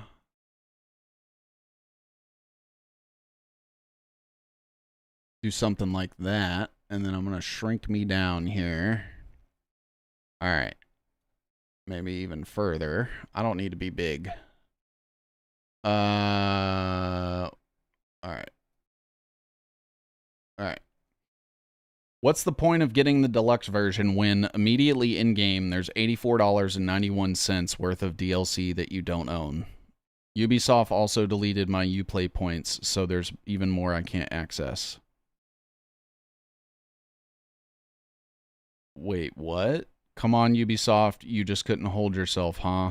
Releasing a €70 game on the day of release, you slap us with €85 worth of DLC packs that are not just cosmetic but give you gameplay advantage. This is why piracy exists. I will be refunding. Cutscenes capped at 30 FPS in 2026. Have I bought DLC? No. Do you want to buy DLC? No. Do you want to buy DLC? No. Launch shadows to see stats for this item. Wait, what? The game itself is a beautiful and well-made remaster of an original legendary game, but the modern Ubisoft always finds a way to fuck things up. I want a single-player experience I can enjoy without microtransactions and in-menu advertisement for AC Shadows being forced down my throat. Some games remind you why you fell in love with gaming in the first place. The original Black Flag was one of those games for me, so I've been looking forward to this release ever since it was announced. What really killed the excitement for me, though, was opening the store and immediately seeing $85 worth of DLCs on the first day. That's fucking insane, bro. That's fucking nuts. $85 on top of being $70? Is it really fucking $70, bro? $60. Wait. Nah, the deluxe edition is $70. And then look, none of this is included. According to that, none of that is included. With the deluxe edition, you get the naval pack and the character pack. You get these two. So you have 10, 20, 30, 40, 50, 60, 70, $65 worth of DLC on top of getting the highest edition that you can. You're getting the most premium edition you can for $70, and then you still have $65 worth of stuff if you want everything in the game. Fuck Ubisoft. Fuck Ubisoft forever. I hope they fail. They deserve to fail. They should sell off all of their IPs to companies that will give a shit and not milk their fucking consumer base. They have a lot of good IP. They have some fantastic fucking IP. Far Cry. They have The Division. They have all the Tom Clancy games that they just don't even fucking do anything with. They have Prince of Persia. There's so much shit that Ubisoft has, and they're just continuing to like shit on the bed and light it on fire every single fucking time. It's like, bro, all you have to do is not be shitty. With this game, it was so fucking easy. All you had to do was not be shitty. And what did you do? You decided to be shitty. It's fucking crazy. Like, all you had to do was update the graphics and tweak a couple things. What up, C-Lil? How you doing? You just had to update the graphics and tweak a couple things. What is with them, bro? $65 of additional DLC? What is all the DLC even? What even comes with it? I'm going to open all of these and see exactly what the fuck all of this is. Let's open this up real quick. We're going to take a look. Hellfire character pack. What comes with it? You get the armor. So you get the demonic armor. I got gifted a sub, so I just wanted to check the stream. Welcome. Welcome. We're complaining about Ubisoft. The new Assassin's Creed game came out. And there is so much wrong with the way that they handled this release. So you just get this armor. You get the blades. So you get the pistol, the pendant. Okay, and that's literally it. So everything you see in this picture is basically what you get. This is $10 on top of the $70 game. $70 for the deluxe edition. The deluxe edition. You would think that the deluxe edition would come with everything in the game. The deluxe edition doesn't include $65 worth of stuff, and it's just shit like this. What is this one? A ship skin for $10? Another skin for $10? This is $10. This is okay. So, classic scammers, dude. It's the French. Ubisoft is French. What are they doing, bro? $10. Okay, so you're telling me that the entire worth of the game, right? $60 for the game. So you have a $60 game. You're telling me that 1/6 of the value of that game is in this skin. You're telling me that 1/6 of your entire game's value is in a skin for your ship. How does that equate? That ship skin should be $1. That ship skin should be included in the fucking deluxe edition. But what are we doing? Here's another one. This is another $10. Oh, that's the same one. What's this one? Another $10. It is just a skin for your ship. $10. This is a single player game. The only person that is going to see this skin is you. What are we doing here? It's a single player game. Nobody else is going to see this skin. $10. That's the same one. Okay. Here's another skin. $10.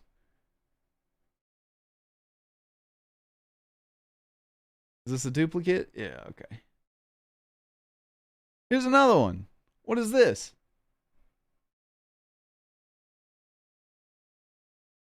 The Dragon Storm Naval Pack.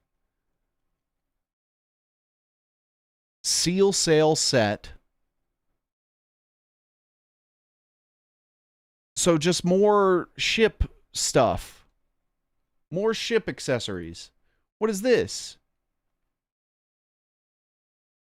This is the map pack. So this is $5. And it reveals all the collectibles on the map. What happened to doing the leap of faith bullshit? What happened to like collecting things in the game to find them? Now you have to pay. So Ubisoft is the one that's like infamous for populating their map with 2,000 fucking collectibles. Now they don't even tell you where all of them are. You have to pay to unlock all of them and then go get them.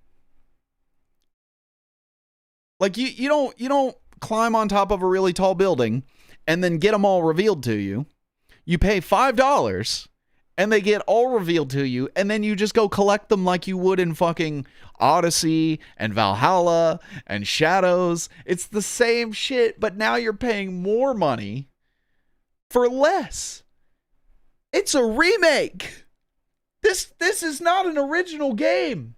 They just went in and upscaled the textures, bro.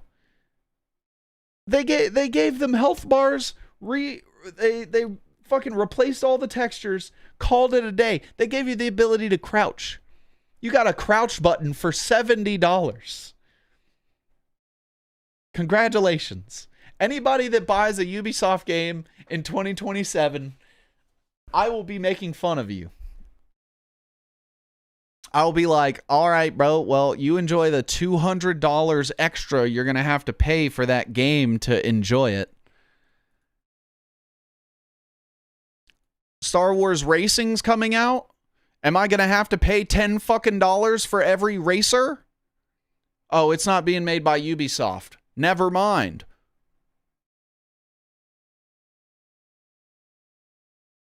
Well, that won't be me, but it's going to be hard when the Division 3 drops. Well, that's the thing, right? Is like you're going to get the Division and then half of the map is going to be locked. And you're not going to be able to access it unless you pay $10 for this section of the city and $10 for this section of the city. Oh, you want more equipment? You want extra inventory space for loot? Well, you're going to have to pay. Every new inventory slot is $5 a month. You only get 3 inventory slots. And every additional one is $5 a month, and they're calling it like the operative upgrade pack or something. And that allows you to bring out 2 more pieces of loot from every fucking thing that you do. And that's it. And that's it. That's about where I see that shit's going. That's crazy, bro. Rockstar had the audacity to charge $20 for a premium edition, and Ubisoft was like, hold my fucking moonshine. We're about to lock 5% of the game behind $70 worth of shit. You have to buy the game again to get the last 5%. Completionists everywhere are on Simpuku watch. Okay, so we do have some good news in the gaming realm. We do have some good stuff. I feel like I've been complaining a lot, and I want to share with you guys an example of people that are doing things right with their games. Marvel Rivals. Now, I don't know if anybody here is a fan of Marvel Rivals. I like it. I enjoy Marvel Rivals. I don't really give a shit about Overwatch. I never really cared for it. You know, all those different hero shooters and shit. Like I just, none of the characters ever resonated with me and shit. And I'm not a super like FPS sweaty guy. So when this game came out and it was free, and you know, they had all the characters that you can just play. Like, you don't have to pay to unlock any new characters. You just pay for cosmetics. There's no pay to win or anything like that. They're constantly updating everything. Bro, Season 9, their patches, like they're on Season 9. I think it's, how long's Marvel Rivals been out? How long's this game been out? I think it's been like 2 years. 1 year. A year and 6 months. And they're on Season 9. And they're still doing patches like this. They're doing all sorts of balancing. They've added various game modes. Like they have like 10 different fucking game modes that you can play. They have like 18 versus 18, bro. That shit's crazy. They've had zombie mode before. That shit was a lot of fun. Right now I'm working through Blood Hunt where you got to kill vampires and shit. Constantly add new characters, deep cuts, tons of fan service, bro. That was one page of their patch notes. They are doing all kinds of shit. The new season releases tomorrow. It looks like maintenance will begin on July 10th at 9 a.m. UTC and is expected to take 2 hours. So it'll be offline for then. But then when it launches, they're going to have fucking Jubilee. We're getting the Hood. They're doing an Apocalypse thing. They've done Doom. They've done fucking Loki. They've had Mephisto shit in the game. If you like Marvel and you play Rivals, you have been eating since the game dropped. I haven't heard anything like too crazy or like super left field about them or anything. They always seem to be doing right by the fans, and everyone that plays it seems to be happy with it. I think, like, you know, you're going to have the average people who are like, you got to nerf this character and buff this character, and that's like never ending when it comes to multiplayer. But when it comes to like the online discourse between the players and the player base and stuff, like they are some of the least toxic people that I see on the internet. Granted, you'll have people talking shit in the game chat, but for the most part, like all I ever see about Marvel Rivals is people that are fans of the game talking about how this new awesome thing is coming to the game. It's fucking sick. It's like if the entire discourse around Crimson Desert was just positive. And nobody was mad about it or comparing it to something else or saying it's better than this. At least that's been my experience with it. Marvel Rivals seems like a pretty chill place to hang out. That's what I'll say. I'm a fan. We might even play some today. I don't know yet. I don't know how I'm feeling yet. And then Pal World is another one. So get this. Pal World came out. I think that was last year too, wasn't it? Was it last year or the year before? The year before. So it came out in January 2024, right? They have been updating the game completely for free. All the new features, all the new characters, all the new items and resources and all that shit just comes included with the game. Every time they update the game, everybody that's already bought the game gets all the shit that they release. They are coming out with the official release version. I enjoyed it, minus someone else having it on their PC server, so when they weren't able to play, we couldn't play. I haven't gotten back to it since the updates. So they have changed all that. As far as I know, like, you have your own server, but you can like cross share shit now or something like that. But they've been doing all kinds of patches and shit for like the last year or two, and they're about to release like the official 1.0 version. Oh hell yeah, like Grounded. Yeah, exactly like Grounded, where it's like it came out and it released in early access, and they did something that is insane, which is they continued to improve the game, flesh it out, provide the same exact experience to every player across the board, and now they are at the point where it's been in early access for a year and a half. They're releasing 1.0. It is fully fleshed out, and they've been patching it as they've been going in order to prepare for the 1.0 release. They dropped patch notes that were so extensive, they did not have room to release all of the patch notes on Steam.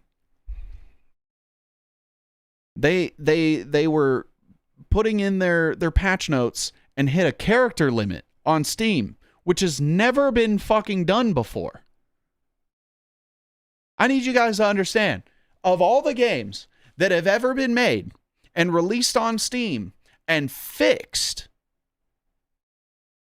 Nobody knew there was a patch note character limit. This is in preparation for their launch. This is not counting the last patch that they did. This is another patch. I'm going to go look and see when their last patch was before this one. And see what it's talking about here. Let's see. Where the fuck is it? Hold on. Pal World. Okay, I guess I don't have it. Oh, I was playing it on Xbox. That's what it was. Okay, let's see. I'm going to view all their events and announcements.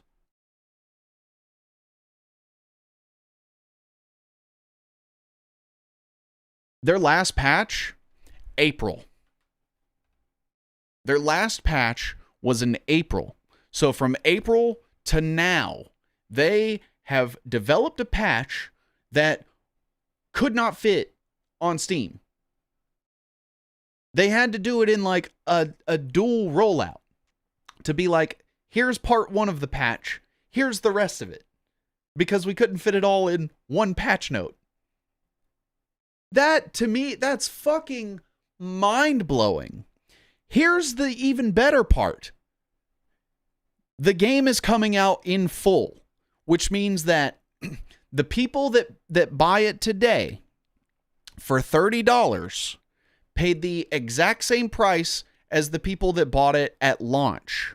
Both people would get the exact same game today, and they put it on sale for fucking 30% off ahead of time.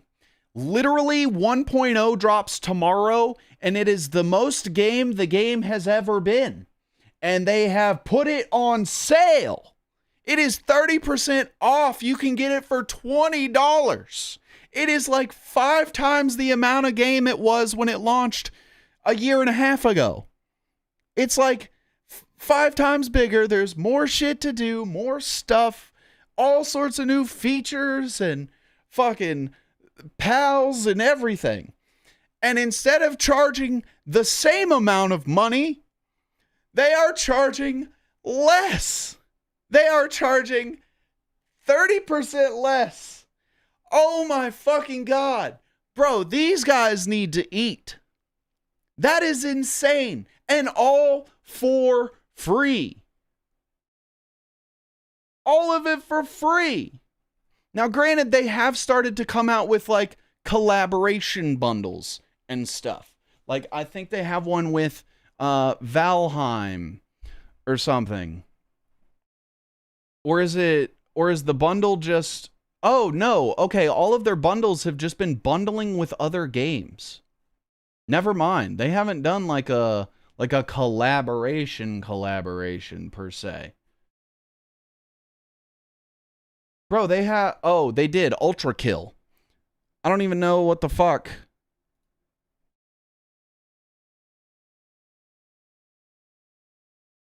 They added like raids with that. It was all free. They have mods. You can just mod the game. The developer of the game encourages mods through the Steam Workshop, which is free.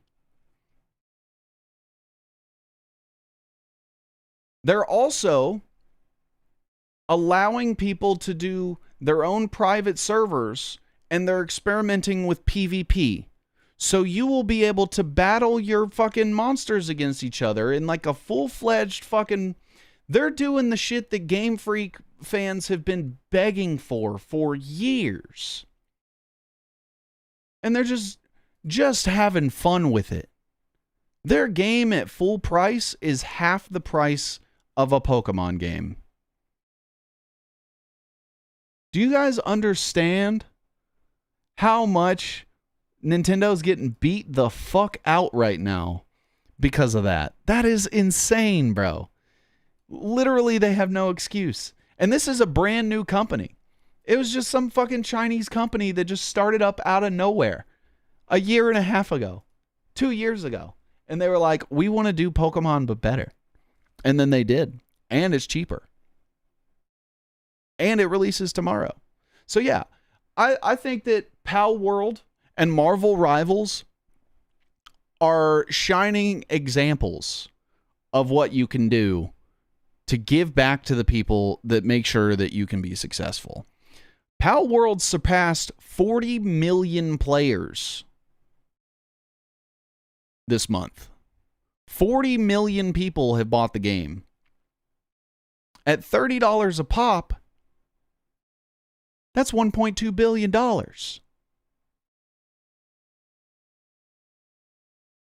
They earn that shit.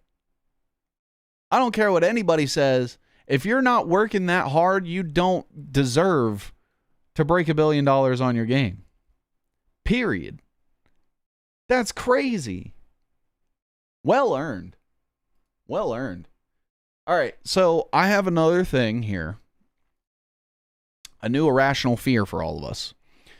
Allegedly, this is a news story that's circulating. I don't know if it's true, but I read on the internet a Texas teenager survived a lightning strike after electricity traveled through his gaming setup while he was playing video games. Firefighters said the surge also sparked an attic fire and blew a hole in the wall. Do what? I didn't even know that was possible. What I thought, what was the grounding cable connected to? I thought we had grounding in houses. What are you talking about? You don't have a surge protector, bro? What the fuck happened? It's like it struck it through the window? I don't know how the fuck, but I game and am on my computer so much while it's storming. I couldn't fucking deal with that. That would be a shit show. I would hate that. That would be awful. I would die. I probably would die. Bro, this literally has no impact on anything or anyone anywhere. But I saw that there was this cookie, and I kind of want to like do the math on how unhealthy it is. So market side chocolate chunk cookie pizza.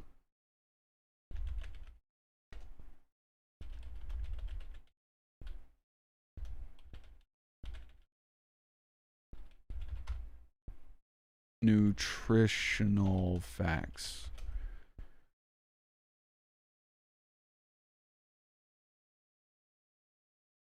Okay, has 130 calories per 1.5 ounces. Okay, so let me pull up the calculator here.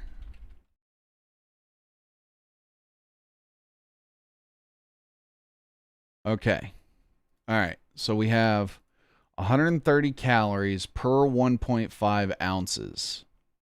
What's 9 ounces? So we'll do 9 divided by 1.5 times 130.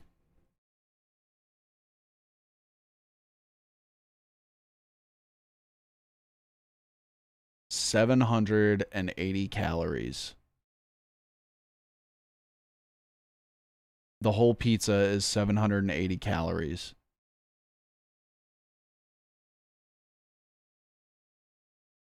So if we just do, what's 9 divided by 1.5? It's 6. So everything's just 6x. So, oh my God, bro. If you ate an entire thing, it would be fucking 60 grams of sugar. Oh, man. I don't sound like that. Oh, I don't sound like that. Oh, diabetes. Diabetes. I don't sound like that. You can't prove that. That was someone else. That's a hoax. That was a ghost. That was an AI of a ghost.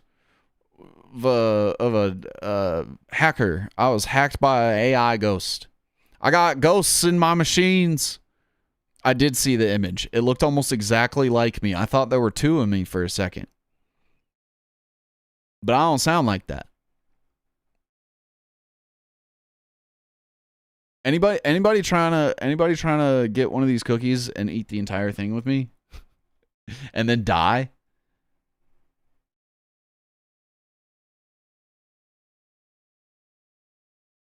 Anybody trying to get this big ass fucking bro, you put it in the oven. You buy one of these. You buy a pizza. You put them in the oven at 400 degrees. You put it in at 400 degrees just like the pizza. You don't even have to change the temperature of the oven.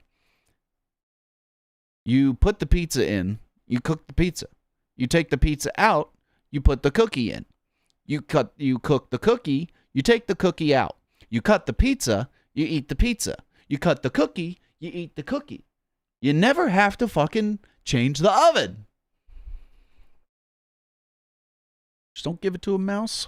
Should be in business. Okay. All right. So that is all that I had planned for stream. So maybe we just wing it? Wait a minute. What? This can't be real. Hold on. What the fuck? What the fuck is happening, bro? Oh, no.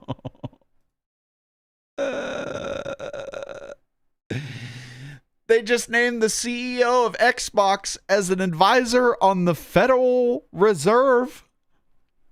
What? What are we doing? What is happening? Bro, what? What? I just saw this headline. I was like, there's no fucking way.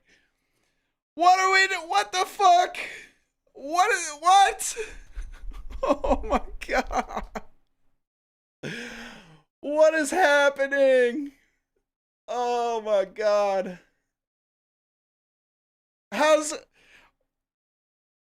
So wait. Can I do my taxes on my Xbox? What the fuck?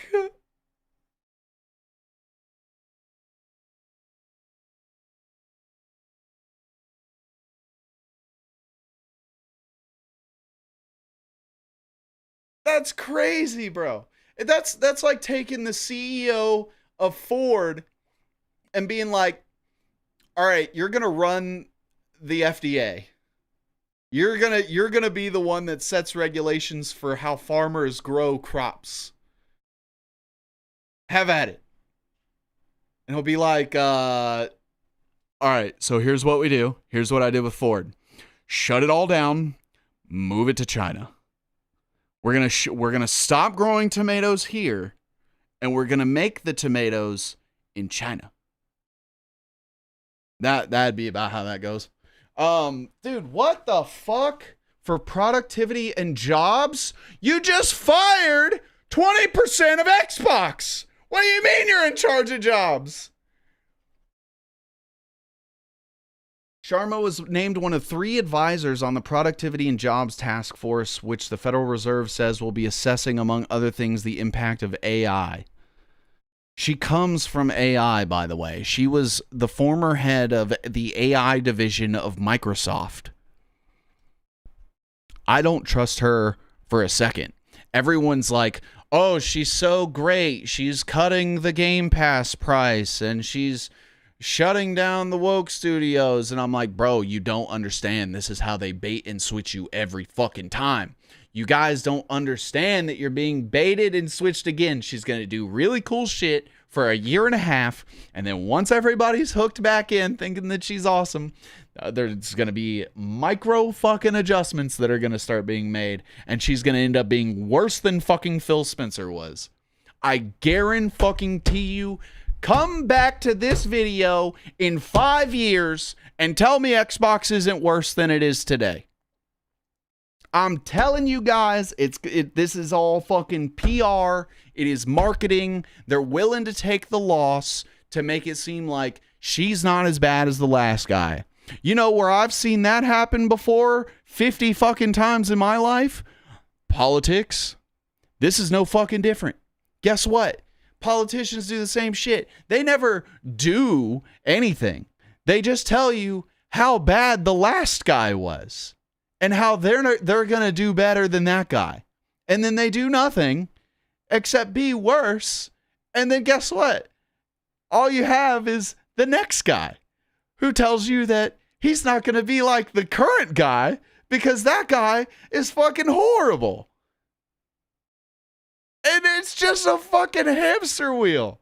Until we run out of fucking stupid people that have no spine and are willing to do anything for money, this is never going to stop. Who are the other ones? The former CEO of Walmart, Doug McMillon. Awesome. So the guy that's responsible for having like 75% of his employees on food stamps is also going to be involved. Fantastic.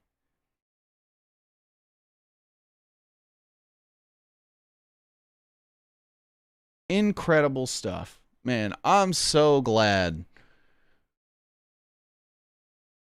I'm so glad. You know, I'm really glad that like there are a lot of safeguards and protections in place to prevent people from being able to commit vigilante justice. I'm so happy about that. It makes me really, really excited for the way that the future is going to go, knowing that there's no possible way that anybody anywhere that is doing the worst things ever will ever be held accountable for anything that they do. And it brings me like an immense peace of mind to know that nobody will be allowed to just kill these people. I'm so happy about that. I'm secure and I'm comfortable in knowing that it won't be possible to drag these people out of their houses and yank them up in front of their fucking children. I am so happy about a future where we can prevent that with things like the law. Because I would hate to live in that future. That sounds terrible. Anyway, what game you guys want to play today? I saw that headline and it stopped me dead in my fucking tracks, bro. I was like, there is no fucking way. Clicked on it. Sure as shit. Sure as shit, bro. All right, so here's the question that I have. Do we A, cop slop, B, play a game, C, something else?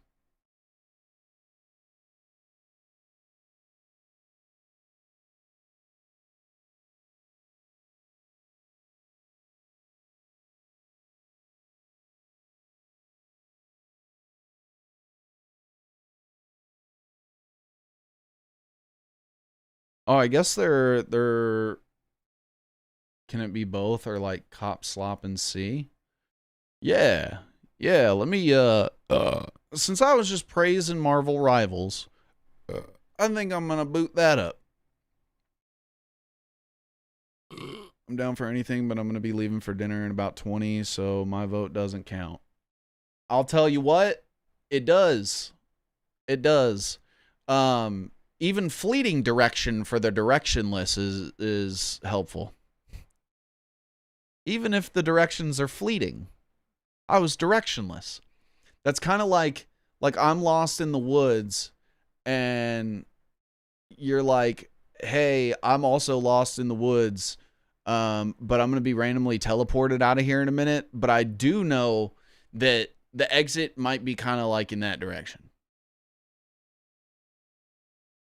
I mean, that would be helpful. If I didn't know which direction, you know, at least now, even if it's the wrong direction, it is a direction. And I'm indecisive. And honestly, I think that my indecisiveness is probably... Oh. We're glitching while the game's launching. Wait for it. It always does this. Okay. All right. We should be good. I think my indecisiveness might be the root cause of some of my most toxic traits. It's insane because I do it to try to be easygoing and compatible.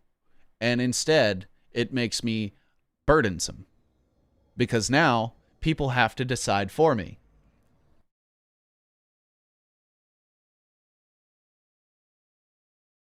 Uh-oh. Game crashed? Uh-oh. Uh-oh. Alright, well, now I get to do my favorite thing about Linux.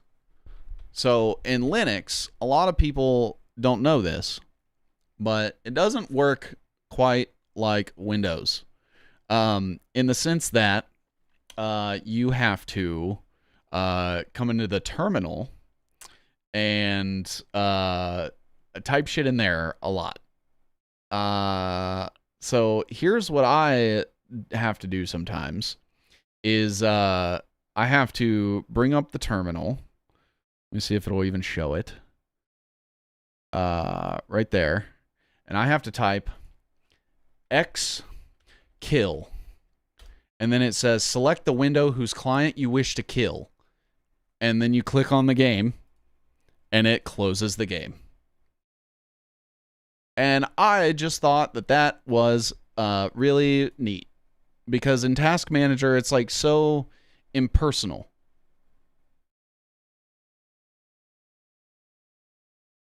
And in this, I'm like, yes, I want to kill this. It is frozen, and it is harming me.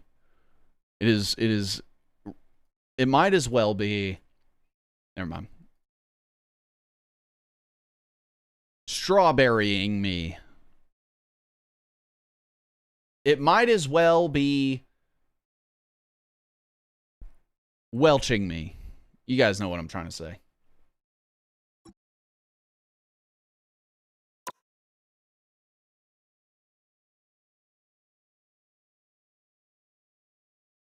Are we good? Are we good? Gonna launch? I'm waiting. I'm waiting to see. So far, so good. All right. Okay. All right. All right. So it crashed at the menu.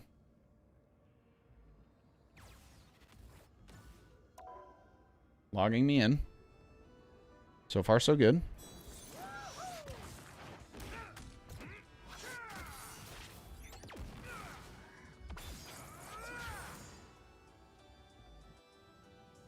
All right. I think we're in. Also, when this game launched, if you ran it on Linux, this menu would just be black. I don't know why, but it was like you could see you could see like all these windows and everything. You could see up here across the top, but like everything else from like here to here would just be black, and you could just only see all of this. So I'm glad they fixed that. I thought it would be cool to show you guys the Blood Hunt mode if you haven't seen it, but I also want to play some competitive too. So the Blood Hunt mode is kind of like the Zombies mode was on back when they did the Zombies mode for this. I think people have probably seen that. And so I've been trying to basically, because they've added a whole new thing to this where it's like an RPG, like roguelite kind of.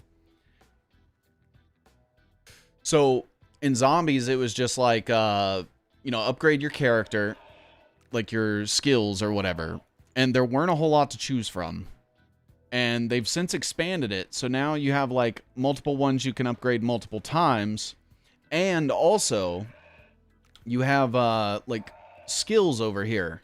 So you have one weapon and then another weapon, and you can choose which one to upgrade and sort of min-max everything. On top of that, whenever you play in like clear levels, you get different gear that's like higher or lower tiered. Like you have a like rare, epic, legendary. I think legendary is the max. And I think the max rating for everything is 7,500. So obviously go for gold, a bigger number better. But then also each of the gear slots have like different effects. So where before, when I was on the trait screen here, you can see that I upgraded this blue column all the way up. So when you go to your gear, you have to pay attention to that because it'll only affect certain ones. Like you can see right here, these are all blue skills, where like sometimes the gear will have like a yellow skill or something like that, and you don't want that because I don't have any points in the yellow. And each of the characters like have 2 different attack types, sort of like that. Like Thor, you can either use lightning or the hammer. Moon Knight, you either use your fists or his like Moon Knight onk things. Jeff, you either use a spray or the bubble. Or no, the swim or the spray. Blade, you either use a gun or a sword. Punisher, a shotgun or assault rifle. And then she is like her squirrels, and then her actual like slingshot thing are the 2 different ones. I almost have everybody maxed out, but I don't quite yet. So I might actually do that. Squirrel Girl is someone I still have to level up also. So what I've kind of been doing is like going into like the lower tier until I have them hit level 60, and then I start grinding for gear, and then it's basically like you just rinse and repeat. Now the highest wave is 200, and I've made it to 180 so far. The problem is like you have to get like the perfect permutation of people to play with, where like you have to have a Thor, you have to have a Moon Knight, or everyone is going to die. Thor deals tons of fucking damage, but not to bosses, and he also dies really quickly if he gets hit. Squirrel Girl can live a little bit longer, does more damage to bosses, not as much so to these. She also does a lot with like slowing them down. Punisher, not really good against the little guys, but he can kill bosses like crazy. He also dies very fast. Moon Knight does like a little bit of good damage to everybody, but not as much damage as anybody. But he can stay alive basically forever. If you die, as long as someone on your team doesn't, you can come back. But if everybody on the team dies, then you fail and you lose. And yeah, like right there, I just died, so now I have to wait 13 seconds. So as long as this guy doesn't die, and this guy and her, like if we all died, the game would be over. We'd have to restart.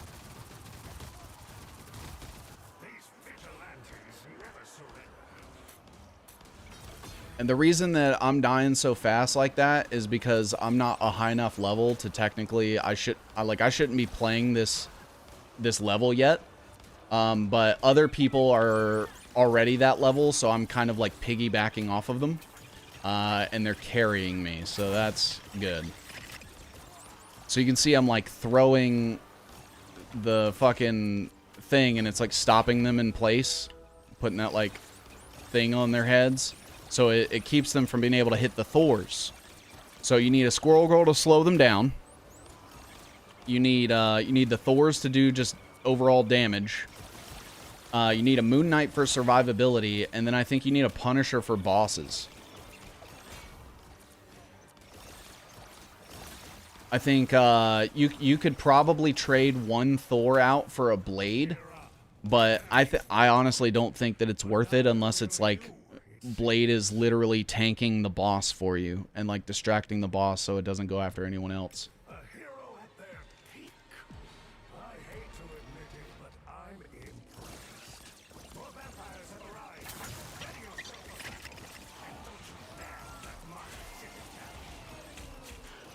Yeah, and see, like, I'm getting hit, so I gotta try to get away a little bit, and I can get away faster than someone like Thor. Oh, shit. I'm not doing good, though. Oh! Okay. Alright, we're good now. But yeah, that hop. Oh, I died. I didn't realize that was a spawn that I had jumped into. But yeah, like, that Squirrel Girl's level 60, the Thor is level 60, the other Thor is level 60, I'm level 51. Which is a massive difference. Because everything gets upgraded based on percentages. So it's like, you know, some of my skills I'm only doing 10% as opposed to, you know, 100%. Which would be double damage as opposed to 110% damage with each shot. And then also, like, I don't have the level 60 gear yet either, which is where you start to get a lot of those effects. So, like, when I was on the gear and I was like, you see how it's, like, getting bonus to the blue ones. That was... the gold stuff has, like, more effects. So it'll do, like... You know, it'll have 5 effects where, like, 3 of those effects will increase your damage. Or, you know, 2 of those effects will be health, where right now all of my gear only has 3 effects total as opposed to 5. So I have 12 effects going on instead of 20, and I'm operating at 110% damage instead of 200. So if that kind of gives like an idea of the scale of how badly I should not be here right now, and how much they're having to carry me. I guess another good indicator would be, so their level 60 Squirrel Girl has done almost 300 billion damage. I have done 3. But we're only 9 levels apart. So if that helps with the scaling at all. Thank God we have Thors, bro. Because the Thors have been doing... One Thor has 8 trillion, the other has 4 trillion damage. Now imagine me having to do that same amount of damage at the rate I'm going, where we've been doing this for 5 minutes and I only have 3 billion. I'd be here for fucking 1,000 seconds. I don't know how many minutes 1,000 seconds is, but fuck that. But... So you can kind of see how high the ramp is once you get up into the upper levels. I hope you put it to good use for once. Another wave incoming. Another less than... I immediately got whomped by the boss.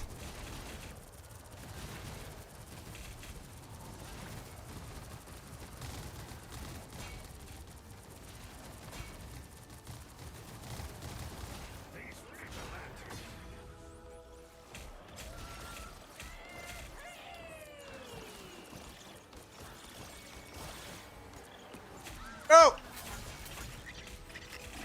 No!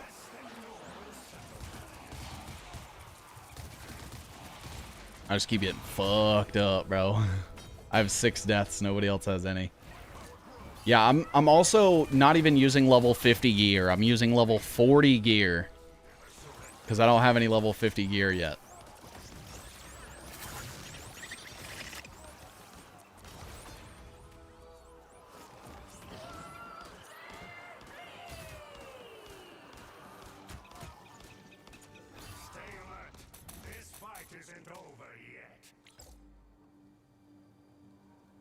Alright, let's see.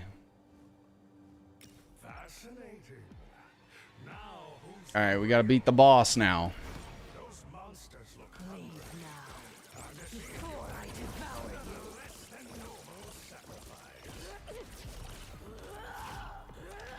I also haven't looked up like a Squirrel Girl build.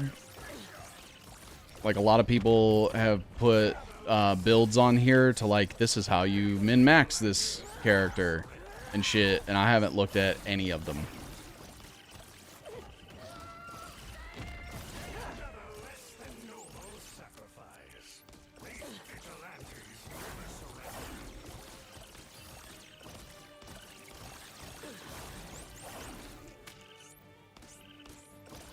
Stay still. Oh my god. The fuck away from me, dog. Man, we gonna be fighting this guy for a minute, ain't we?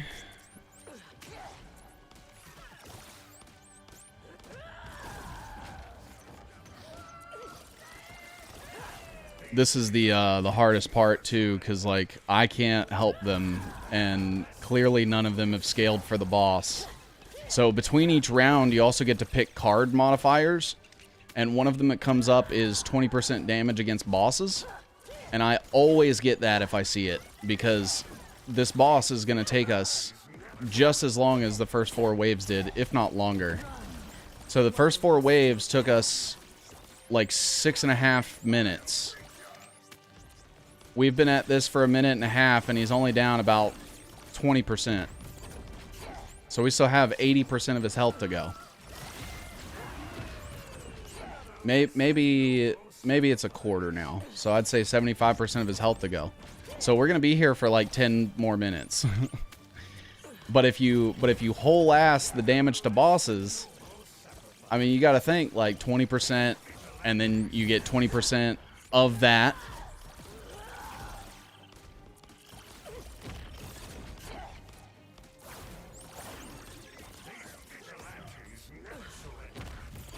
Oh, I missed.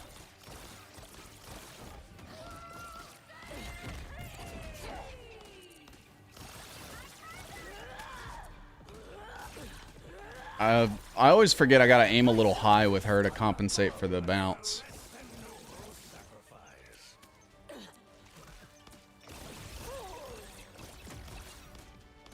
Where the fuck did it go? Oh.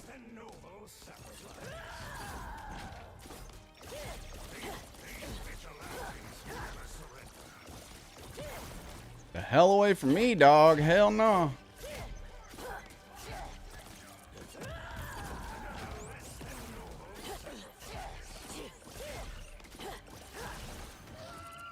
Okay. So I'd say it's about 30% of the way down now.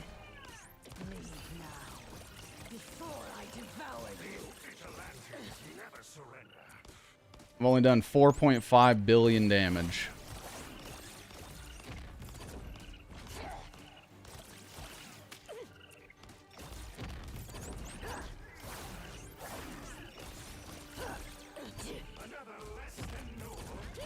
Oh. Oh no, it's just me. Stay alive. No! Fuck! Okay, someone bought back in, which you can do if you have the currency. I have enough for 1 buyback in. I'm gonna save it. Now we're all back.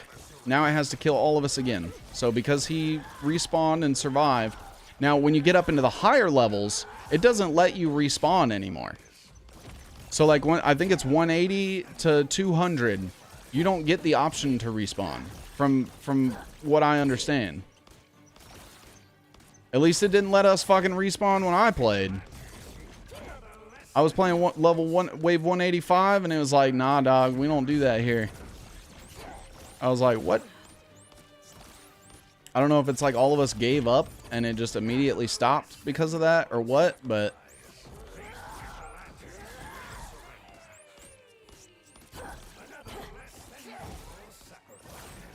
uh-oh. Got both of the Thors again.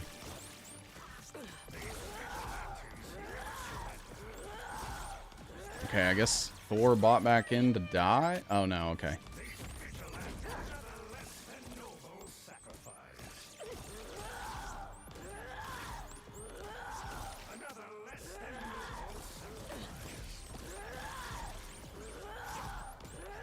I missed. Alright, he's about almost halfway.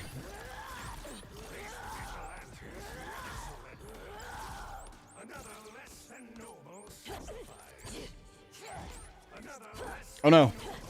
Oh no.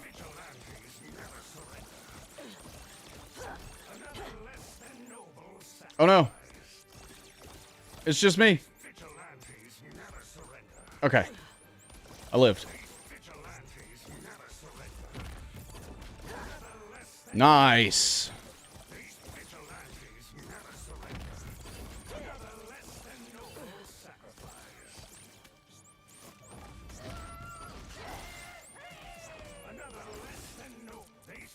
Oh god. Oh god. Don't target me. Okay. Oh no.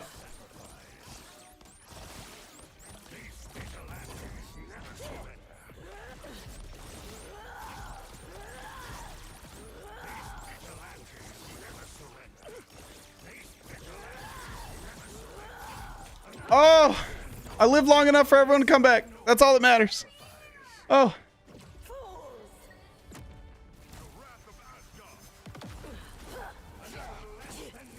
I'm pretty sure that other Thor has just gone AFK.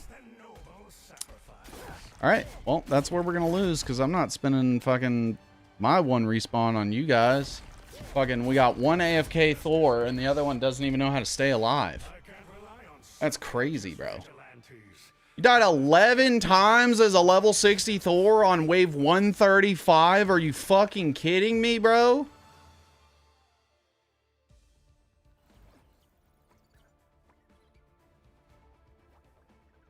That's pathetic. Let me show you. I'll show you my level 60 Thor and we'll go play wave 135.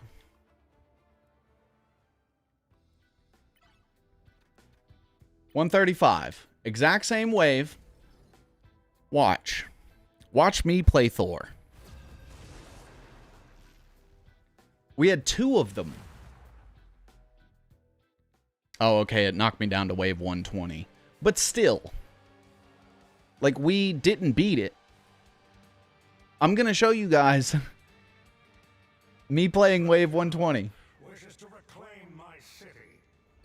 with Thor. New York's guardians. Now is the time to prove it. Like, how the fuck do you have a level 60 Thor? You can't pass wave 135, bro?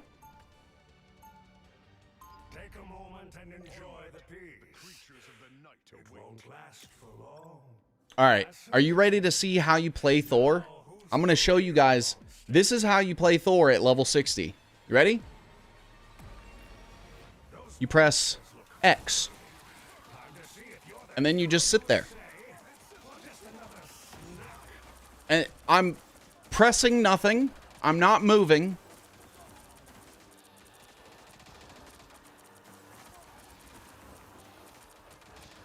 How are you dying, bro? How are you dying as level 60 Thor? This is how... Once you hit level 60 with Thor and you start getting good equipment, this is how you play. This is the strat. You hit X once to go into this mode, and it has a timer you can see on the right there that's counting down. But you can get a bunch of add-ons that buff the timer and the damage and the range to where you can hit everything on the map instantaneously. It's auto-targeting, so I can just sit here and spin in circles if I want to. And the wave's over. Such remarkable power. I hope you put it to We had 2 level 60 Thors. I did 1 trillion damage. Hitting X. I'm getting hit. They're doing damage to me right now. Every time you see like the red come up on my screen, you'll see the numbers on the bottom change a little bit and then go right back up. Because every time I do damage, I'm regenerating. And I'm doing more damage than they are, so I'm regenerating faster than they can hurt me.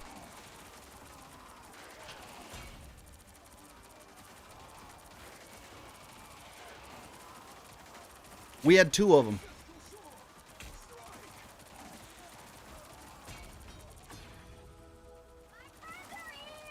I'm gonna turn around. That Thor is also just fucking standing there.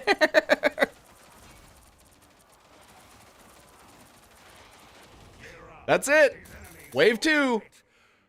Cleared. it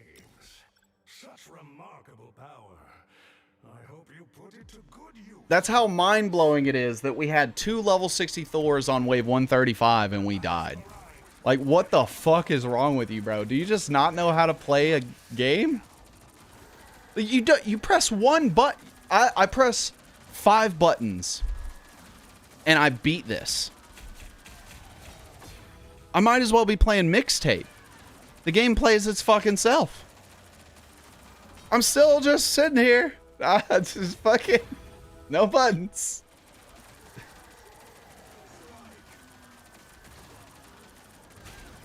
Oh, I got hit by a boss. Look at that. I'm healing. Oh, look, that boss is dead.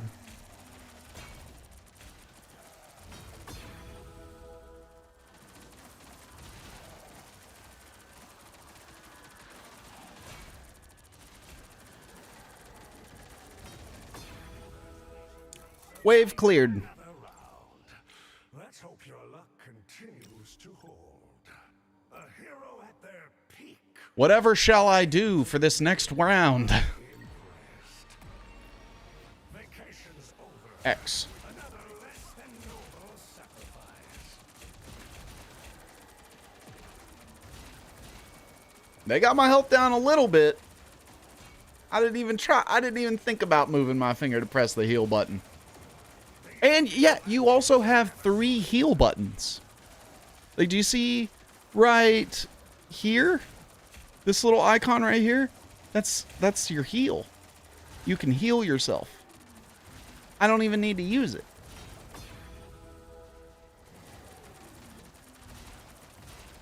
Boss right up in my face right there. All dead. Surviving another round. How do you loot, bro? Continues to hold. Such remarkable power. Like, I don't know how he was able to do that. More vampires have arrived. Now we gotta fight this.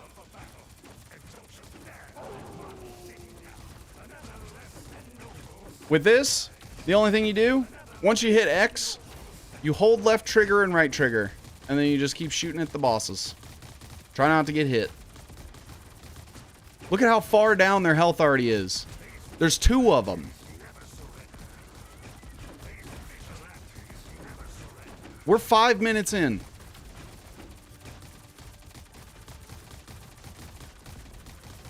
Boss is already 25% of the way dead, both of them.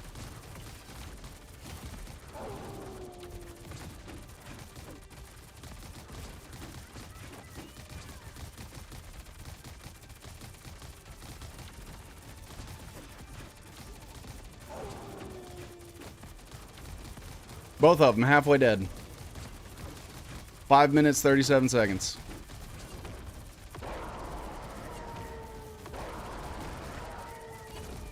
Oh!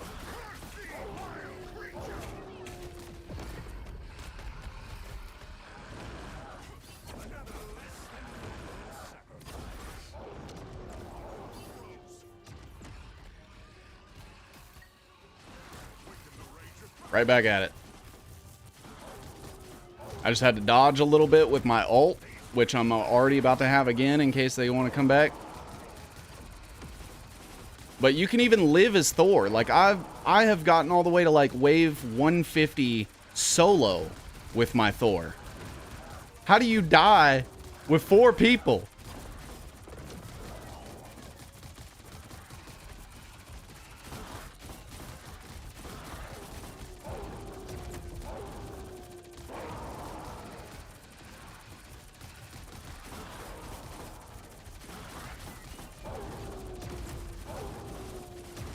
Oh.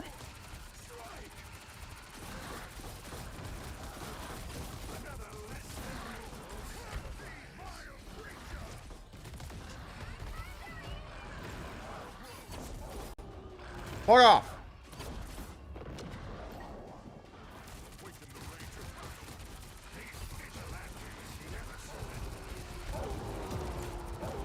Fuck off.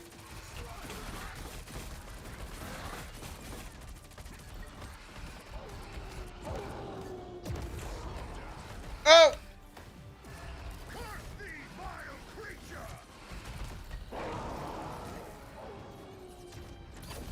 Oh, no! Blade, what are you doing? All right, first death.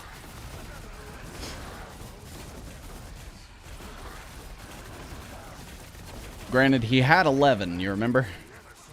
He had 11 deaths.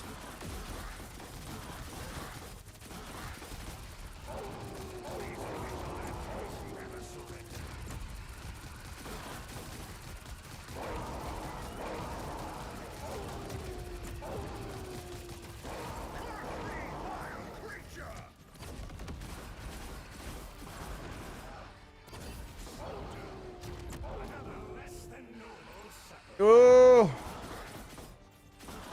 I'm just waiting on my thing to come back. There we go. Oh my god. Okay. Well, we all instantly died. Awesome.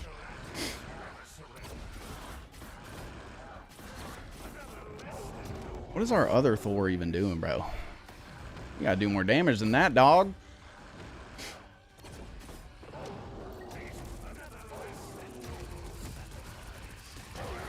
I'm about to kill... I got one of the bosses. Come on, Blade. You gotta tank him away from the spawn, you fucking dick. Literally, that's where I spawn. Go, get on somewhere.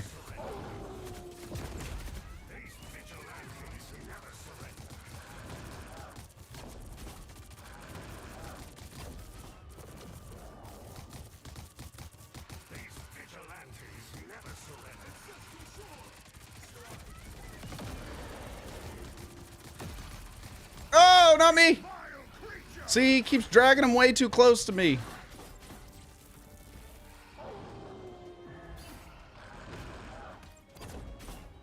I missed.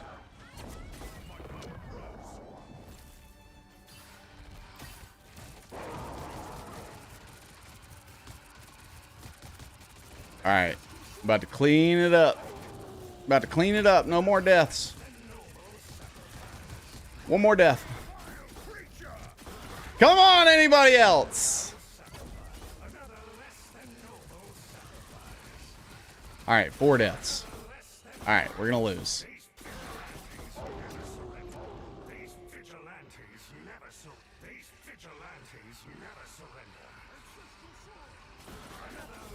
Man, this squirrel girl.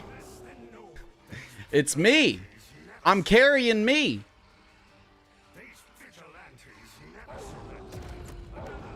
$250 million, bro? Get me out of here! Back hurting. Kill that thing, bro! Blade, I swear to God, dude, if you die again...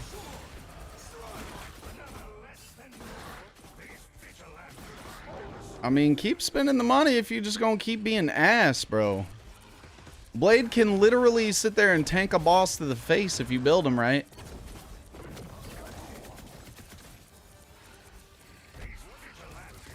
Alright, here, I'll kill him. No worries. I'll kill him. There you go. Alright. 4 deaths, and we lived. Once again, the Vampire King is defeated, and the darkness has been banished. But is this really MVP. the end of the story? It is me.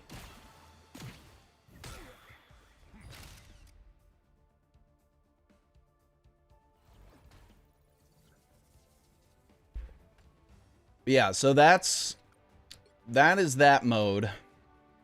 I think it's pretty fun. It's a way to not have to play PvP in this, which the only other way is playing against bots, and the bots are so fucking easy that it's not fun.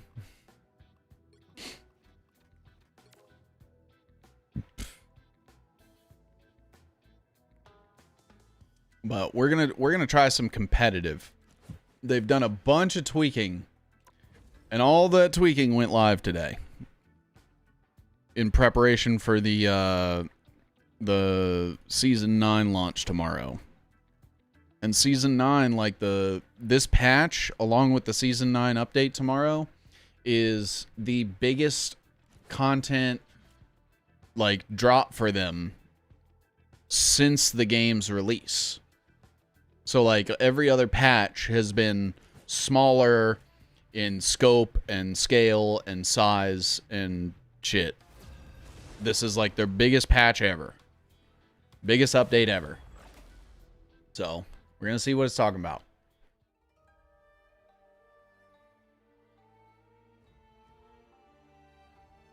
I'm going to be a healer because every time I play this game, I'm always complaining that I'm not getting healed. The right heroes could make all the difference. My strategy? Dive first and GG no hit. I like to play heal pool. I think he's pretty good, especially for like working corners. A lot of enemies will like stay behind a corner because you're a third person camera, so you can see past the corner. And you can throw your sword at that corner and it'll spin around right at that corner and hit them and let you know if someone's there so they can't like ambush you. And that's pretty sick. Also, all of your bullets and attacks, if they hit your teammates, it heals them instead of hurting them, which is also sick. They'll be coming in 30 seconds. Stay strong. A little choppy for some reason.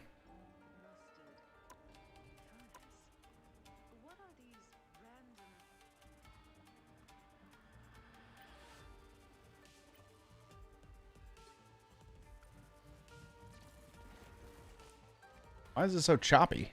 The battle starts in 5, 4, 3, 2, 1. Why is it so choppy? Once we get this timeline thing sorted out, I'm taking a long vacation. You need to stop that vehicle in its tracks. Hold on. Fuck, man, and I'm playing competitive. I didn't know this was gonna happen. I should have played a test stream.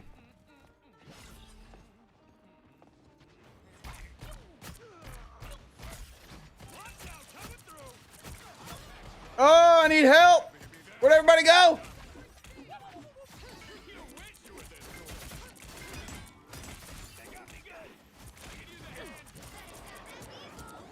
Back up!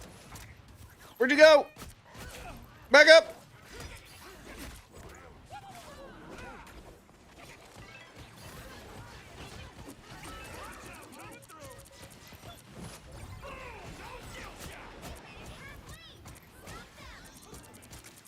Oh! Bro, they have pushed way too far. Way too fast.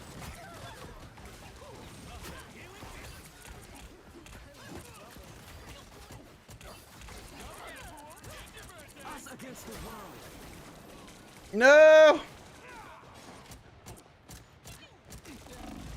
Shit! Alright. Why is it running like asshole right now?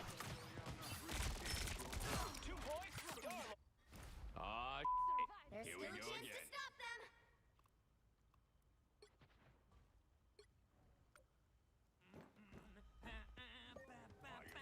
them. Bro, it's running like absolute shit. They hit a checkpoint.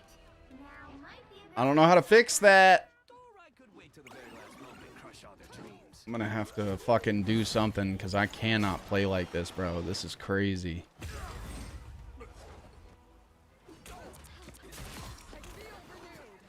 Damn it.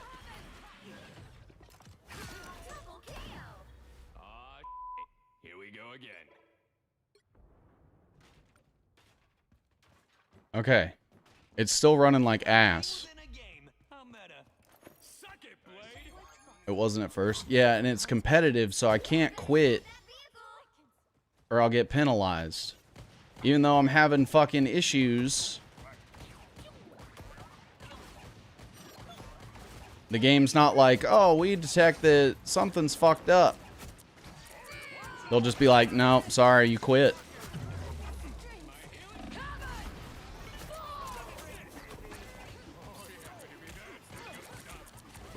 Bro, we're getting like 5 fucking frames. Are you kidding me?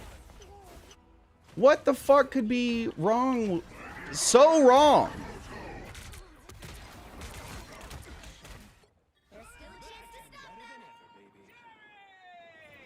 Who needs the fucking reflections, bro? It's a Marvel game. Alright.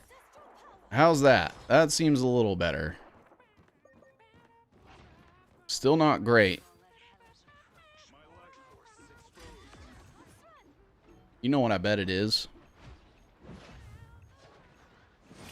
I bet I know what it is. Let me turn that off. And let me... copy... I guess I can't paste it. Okay. Game. I am ready to put on a show. There we go. Checking in before we get dinner. Welcome. We're losing because my frames are ass. All right, let's see if that fixed it. Oh my god. It looks like it fixed it fucking immediately. Oh my god. Okay, so on the vertical, I still had the screen streaming.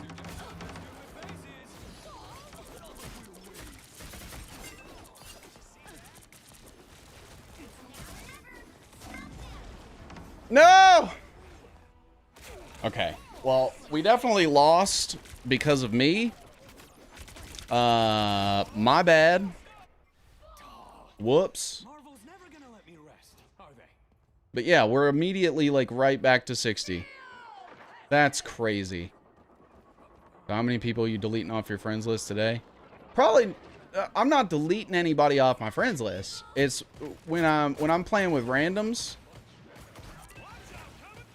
Everyone, if we lose, everyone on my team's getting blocked.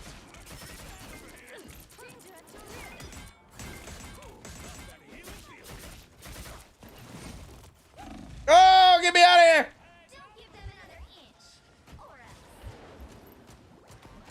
No! All right. So a lot of randoms then? Yeah. Yeah. I feel like it is in my best interest to maintain relationships with my friends that we don't play online multiplayer games together.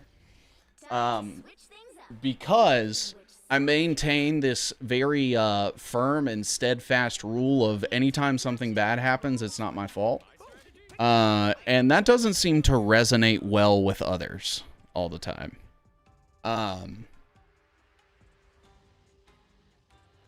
So unless you're a masochist, I wouldn't recommend being on my team.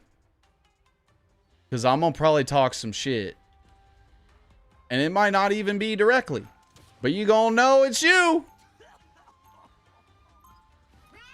You'll be the healer on the team, and I'm like, I'm not getting fucking healed. And then you're like, I'm the healer, and it's like, oh. Well, I meant what I said. It doesn't change the fact that I wasn't getting healed just because it's you. And yeah, I'm mad, but only in the moment at the game, not at you as a person. Please tell me her catchphrase isn't really about eating nuts.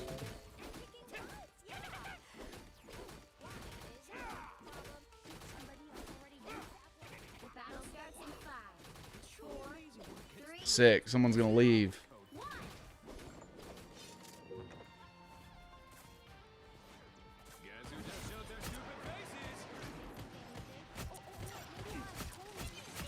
Help get that vehicle to its destination.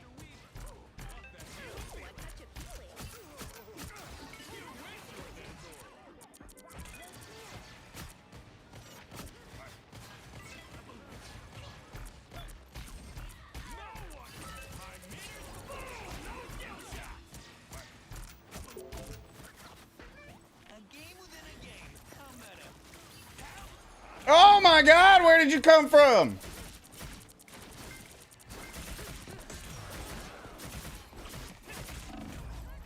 Damn, bro.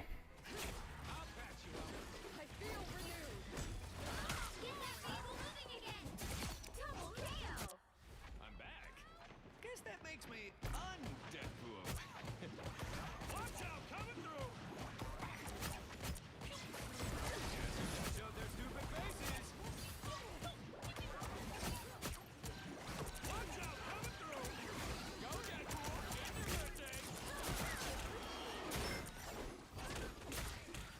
Fuck you, lady!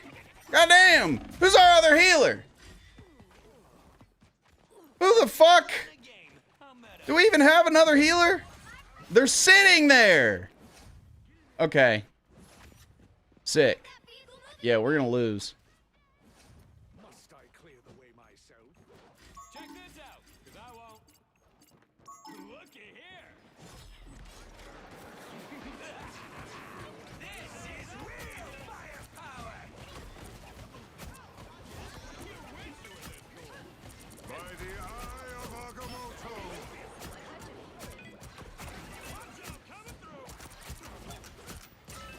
Bro, you just fucking sitting there? The hell's wrong with you?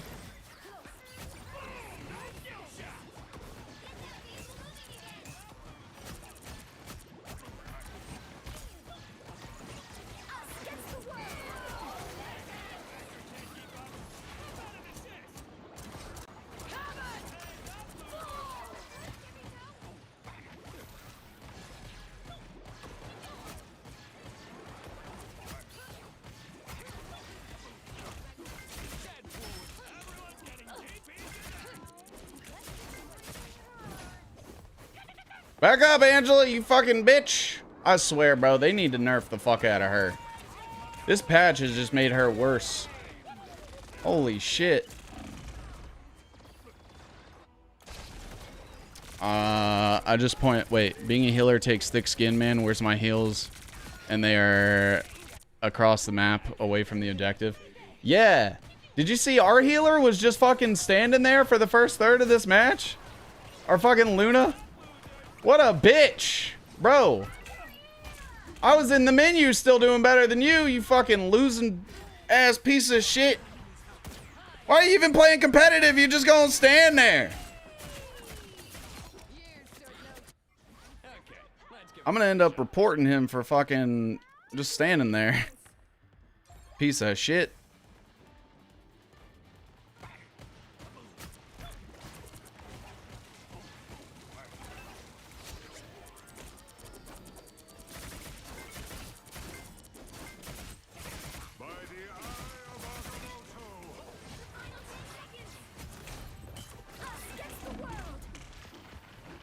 Awesome, that's game. Oh, shit!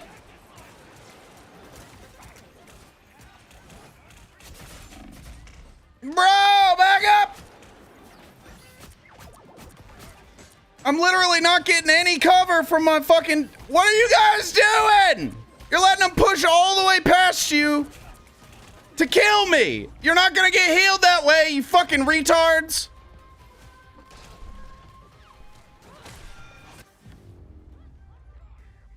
Final score 0-3.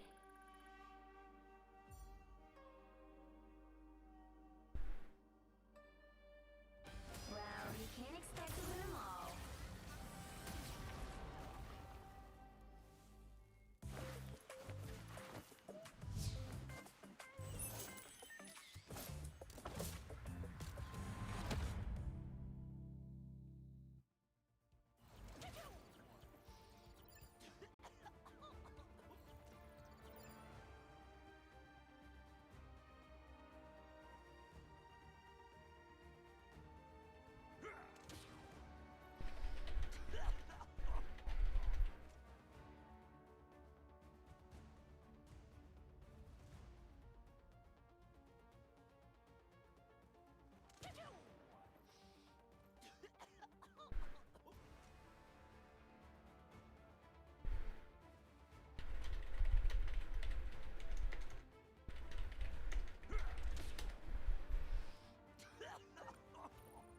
Someone said I'll never be happy playing this game. I said crying about it helps for sure.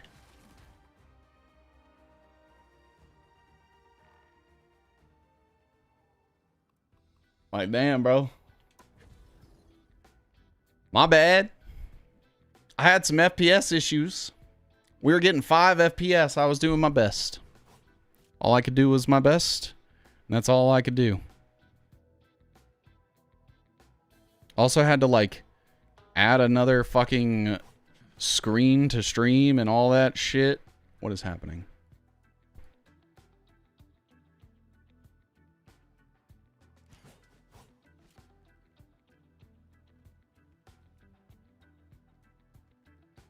Yeah, anybody that wants to complain about not getting healed, like, all I do as a healer is line myself up with the objective, and then I'm shooting any teammate or enemy that is in my way. It'll heal any teammate and hurt any enemy. If you let them get past you and get to me, we're both going to die. I'm not moving. I'm staying where I can heal you, damage them, and maintain the objective. If you move out of the way and you move away from the objective, or you just push so far up that you let them push past you and they kill me, we're both dead. So if you don't protect me and I die, it's your fault. But then when I'm not a healer, it is the healer's fault. Loaded and loudmouth. Just the way you like me. I don't think I've played this map. Seconds before you attack. Get ready. How nice of you to join us, Ilyana. Done playing Demon Queen? I've been at war with gods, Emma. What have you been doing? Helping to run a sovereign mutant nation. Oh, and I just had a manicure. Style over substance. So can I? Starts in 5, Nice. 4, 3, 2, 1.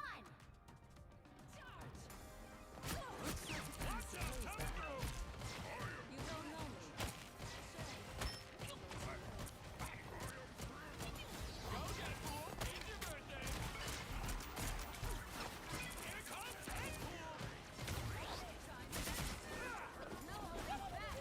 No, get back here, Wolverine.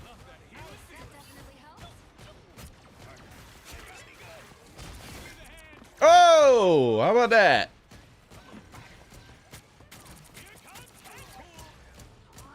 Oh, we're crushing it. We're doing so good. I'm so proud of us, team.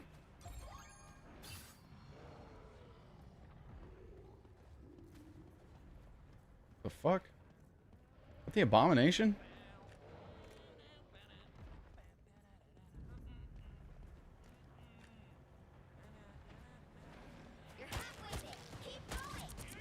Damn it.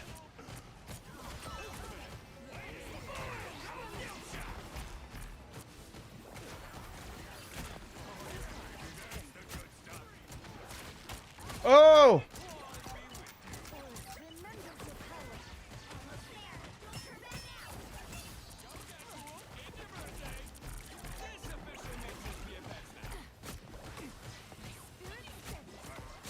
Well, bye. Just jump the fuck off. For what? Vehicle reached a checkpoint. Keep up the momentum.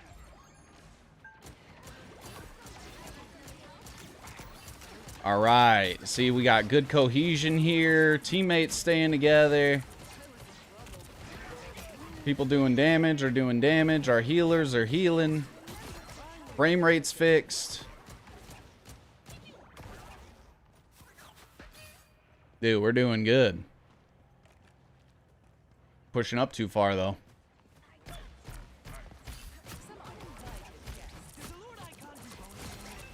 Oh, I'll take that double KO, baby. Take a picture. Boom. Like I said, you guys pushed up too far.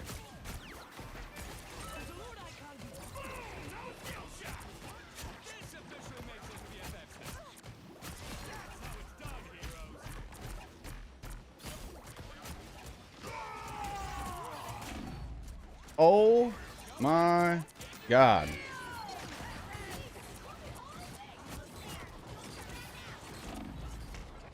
Fuck you, Iron Man.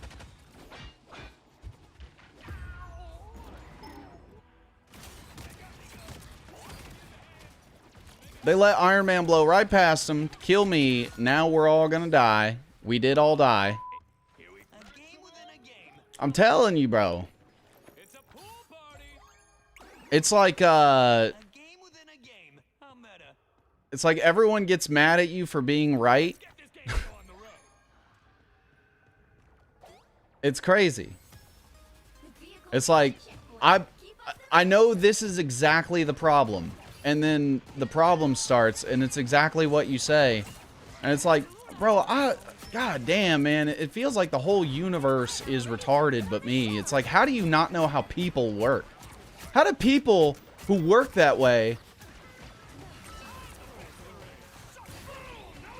like not understand that they work that way? I don't know, man. Feels like a bunch of kids.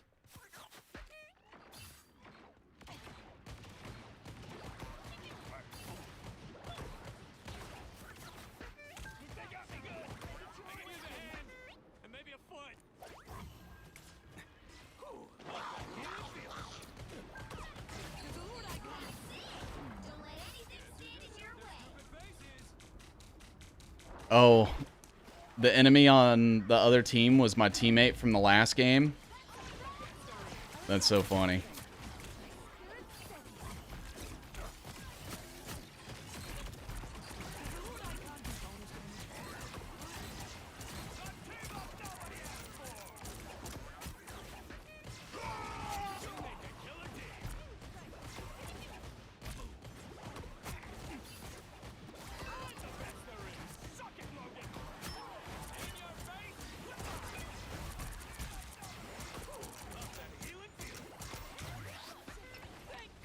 Oh!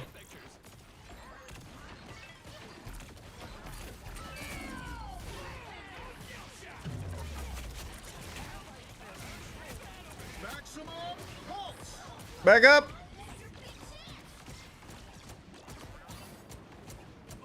Kill Iron Man!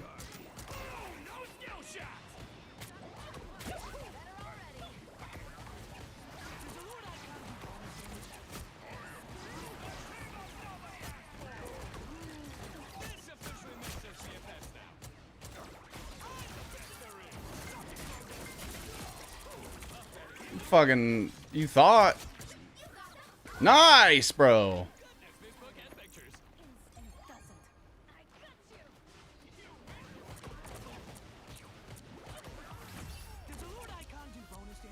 Easy game.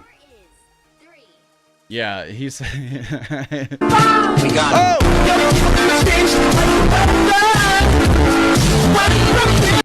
Yes! We fucking got him, bro. Hell yeah, I'm glad that worked. It is so loud. But it was perfect.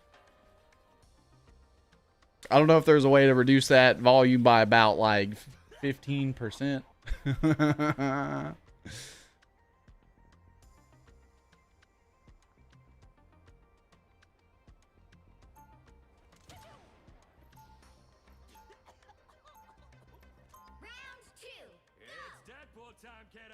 All right, let's do this.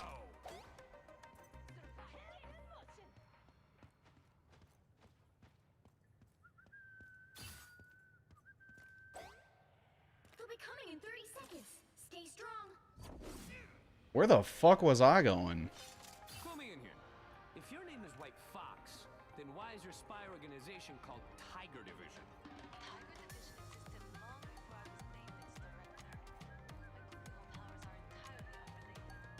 Okay, but still, it's like if my buddy Jeff the Land Shark joined the Dolphin. The battle starts in 5, 4, 3, 2, 1.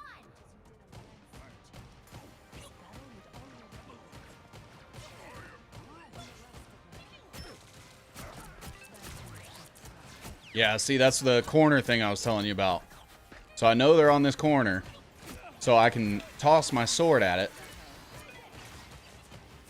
Well, I gotta get my upgraded sword first. Hold on. I gotta get over here.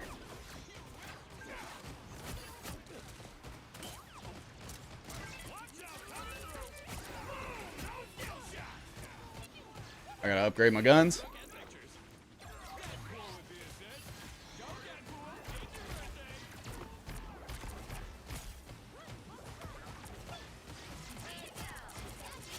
Yeah, see, so you just stay back here, stay on the objective, keep shooting your fucking teammates.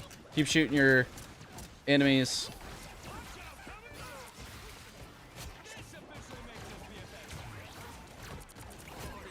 Bro, they are kind of trash.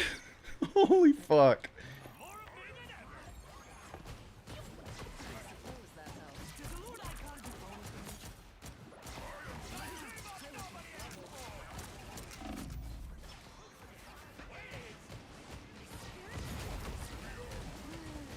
Crazy, bro. We're just holding them here.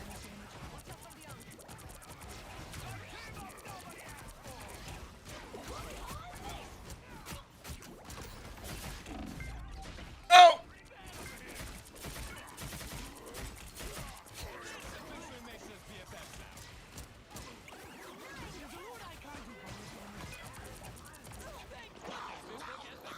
Oh no!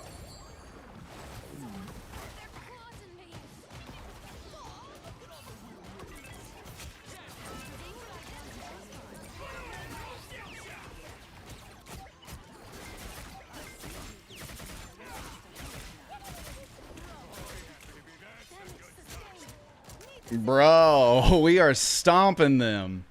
This is crazy. Oh! Ooh, Moon Knight thought he could be fancy with it. Oh no, don't let him kill me!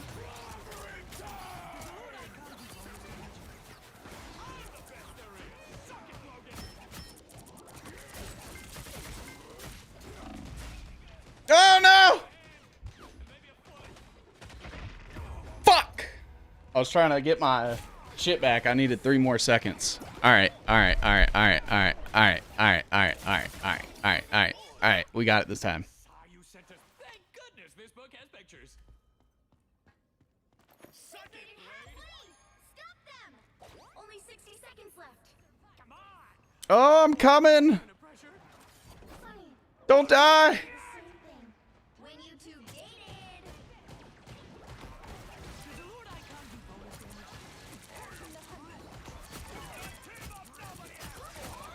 I am ready to put on a show. Fuck off!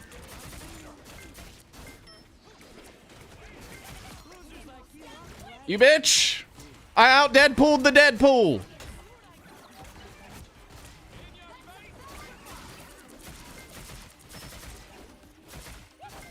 Dead as fuck. Get out of here thinking you can fucking out Deadpool me. Hell nah. Hell nah. I'm that guy. I'm that guy on the pool. I don't think so. Push them all the way back to fucking spawn. Get the fuck out of here thinking you can push up on us. Hell nah. Not today, boy. Bye. Look at their Deadpool hopping around doing not shit.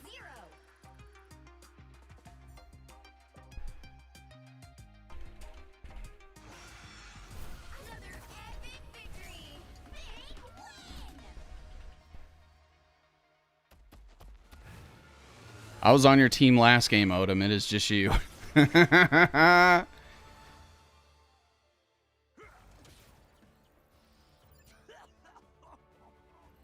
gonna fuck around, make me an enemy today. Not even trying, just fucking around.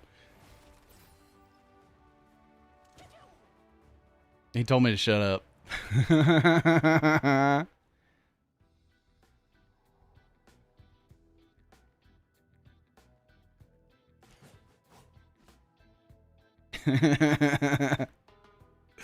I mean, I was on his team the previous game and we got our shit pushed in. Then I was on the other team this time and they got their shit pushed in. The only thing that stayed consistent was him being on the losing team. So, like, it's fuck, it's what you gotta do.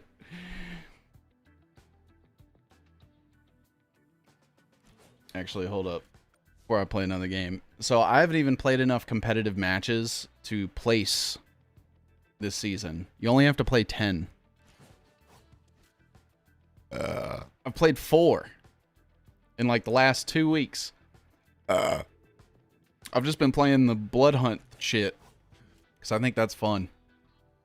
You don't have to sweat against other people. I just get to be mad at computers, which feels normal. I'd rather be mad at computers than people. I can turn the computers off and put them in a box.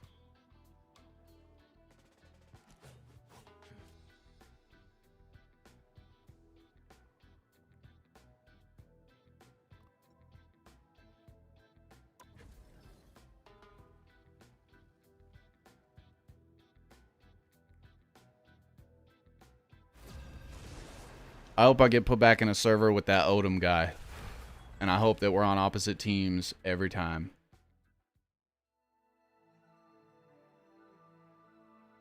Nah, he's gone, but I am on a team with 27 beers down.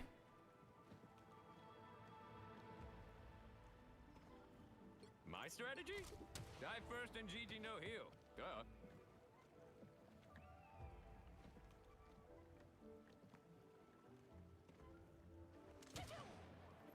Wait, okay, so if we already have 2 healers, let me go DPS pool maybe?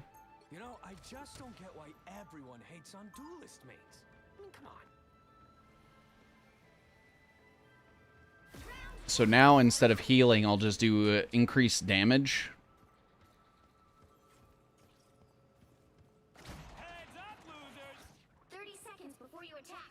Get ready. Oh, hell yeah! I am so glad that you're on my team. Wow, I didn't expect that from you.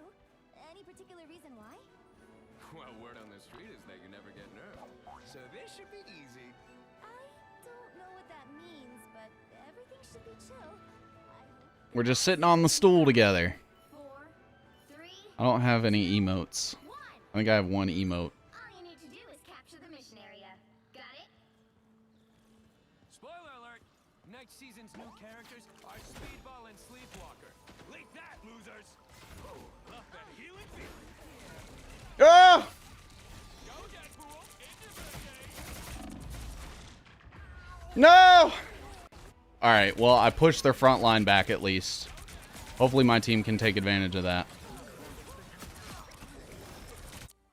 My body's fully recovered. They did not. Awesome. Alright, so let's see if we can maybe sneak this way. Nope. Yeah, it's not looking good. Let's see.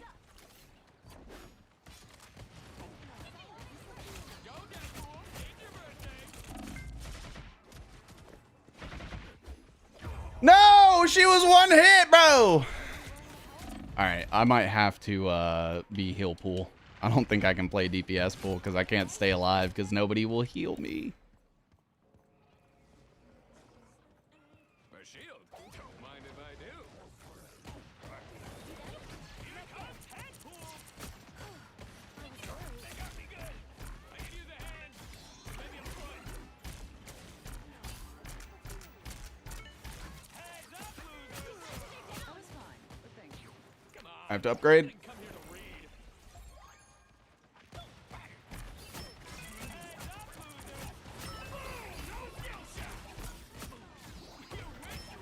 Alright, yeah, I just gotta play heal pool, bro. It's like so complimentary with my playstyle. Back up! Scarlet Witch trying to come in here and ult, bro. Hell nah.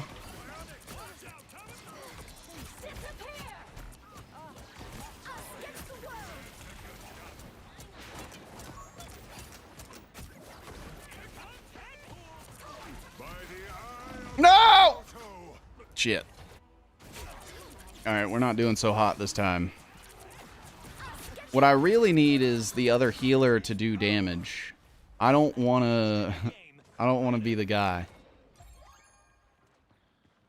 A nice deep freeze. Oh no!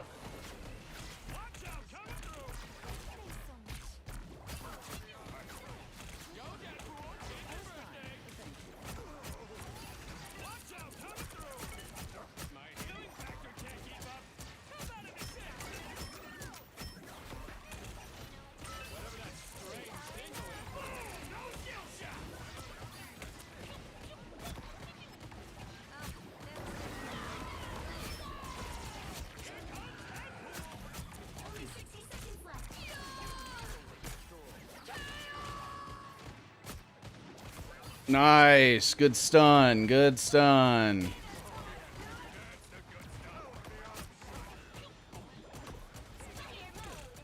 Bro, we have got to push up, though.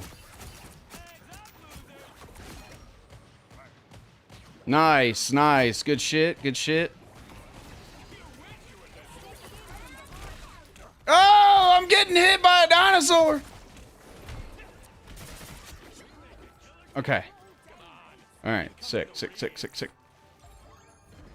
Nice. We did it. We did it. All right, let's move this turtle. Oh, double kill, baby. Someone's behind us. My game's fucking up. What is happening? Okay. I don't know what just happened there, but okay.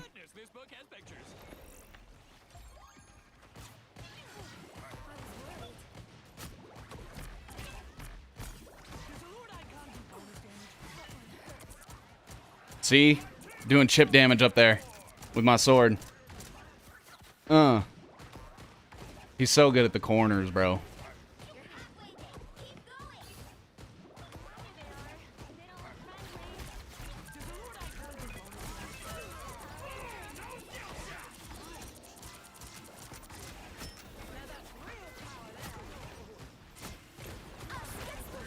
Oh shit, back up.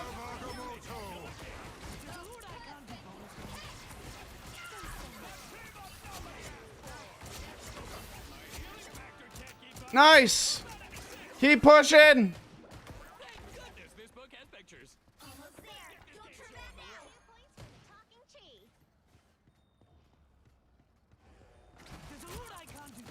Yeah, back up, fool.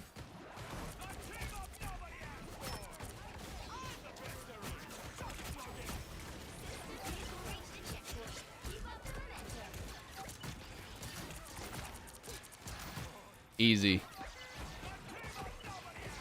Easy, bro.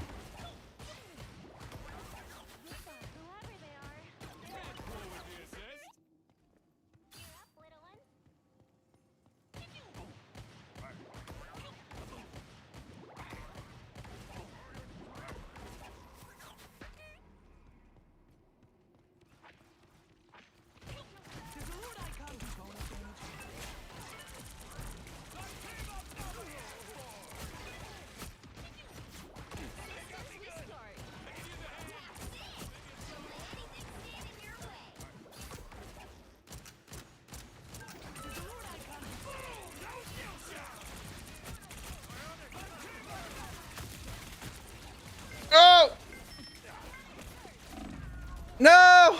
Hopefully I pushed in far enough. Oh.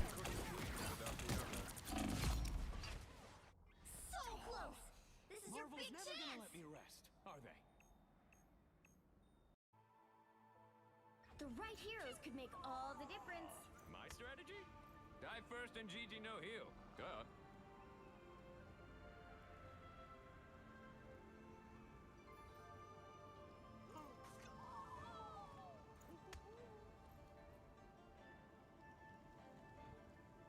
We back?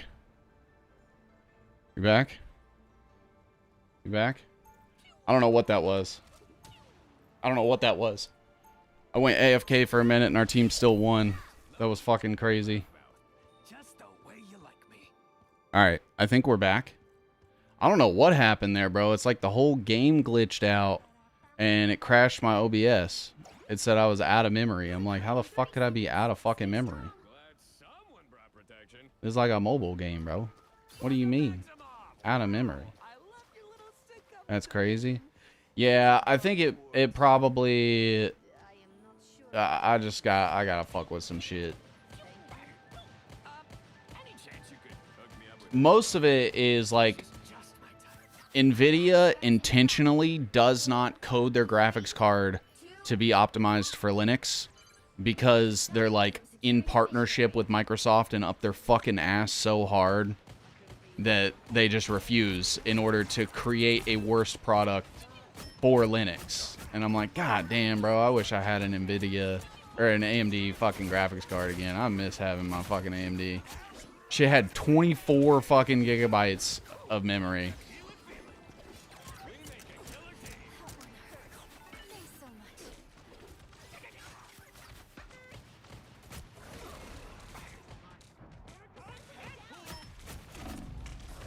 No! Come on, man. They're being so fucking shifty. They used the Doctor Strange portal to try to portal behind us. That didn't work. Now they got the fucking T-Rex hiding behind the boulder. Fucking bitch.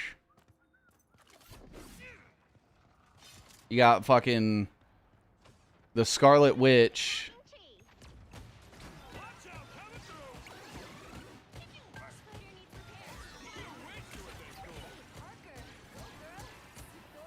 Alright, let's upgrade our guns.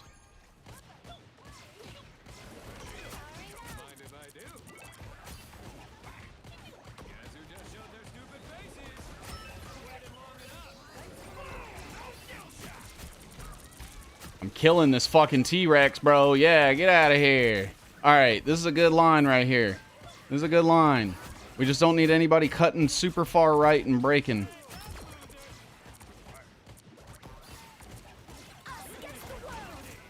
Oh, fuck you!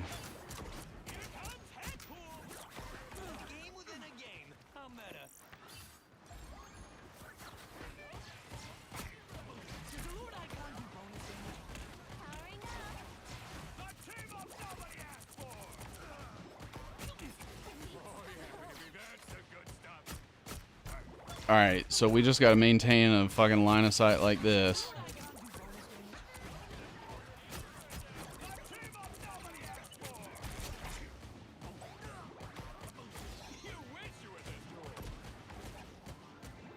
Alright, bro, we got him held.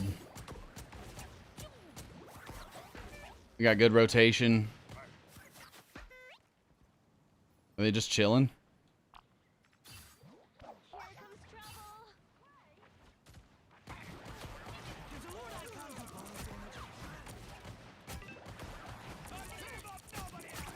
Oh!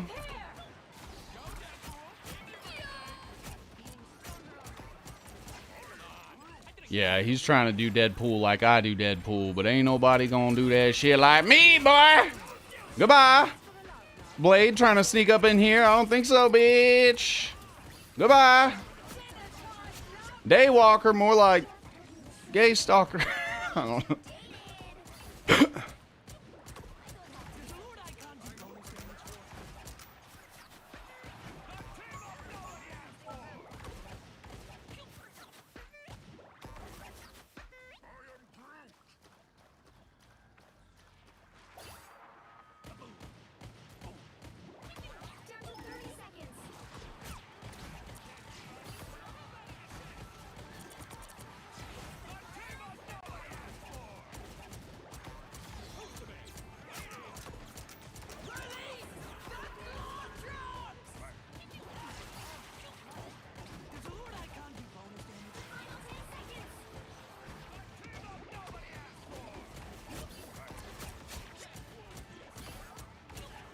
Easy shit, bro.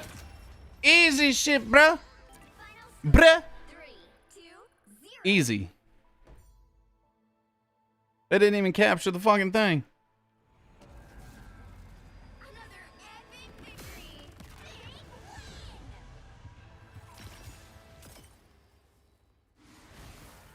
Nice. We got 14k. I got 14k heals and my stream crashed, and I was able to bring it back up and still do 14k heals. Let's go, bro. Maybe heal pool was made for me. 27 beers down gave me a fucking thumbs up too. I earned his approval. Might as well be my father telling me he's proud of me. All right, let's go. Well, we're going to go back to the menu. I'm going to claim all my rewards here.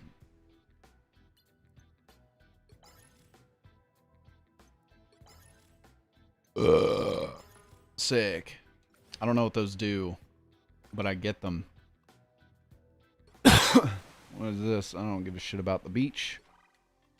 Battle Pass, though. Which one was I doing? Oh, Battle Pass is here. I need to go... missions. I just gotta claim some shit. Alright, so those are my restarts. I got hella points in the Battle Pass, though, and I don't know how to spend them right, because fucking... how do I switch? You have to, like, buy the Battle Pass, and I've only bought a couple of them. So I'm having to, like, go back to the ones that I've actually bought. Equip. Oh, no, I didn't mean to do that. Damn it. I had such a good card, too. Continue. Redeem all. Boom. Now we got Symbiote Jeff.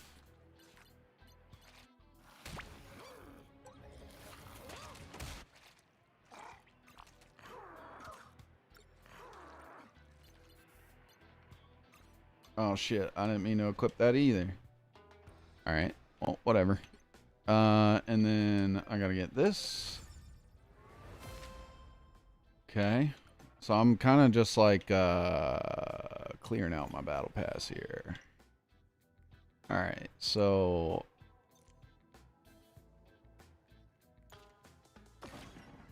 unowned. Unowned. Unowned. All rewards obtained. All rewards obtained. All rewards obtained. Okay, so everyone that I own, I have completed.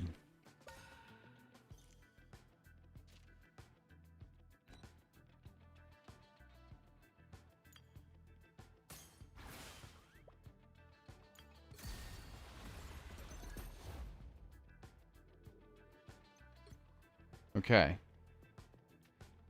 So I don't have the free one of this, so we're just gonna fucking, I guess, play another round.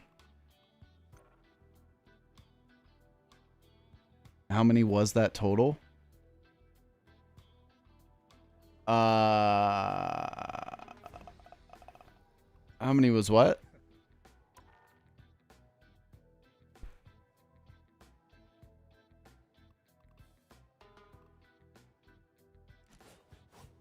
Oh, just completed? I have 4 completed, I think. All the way done.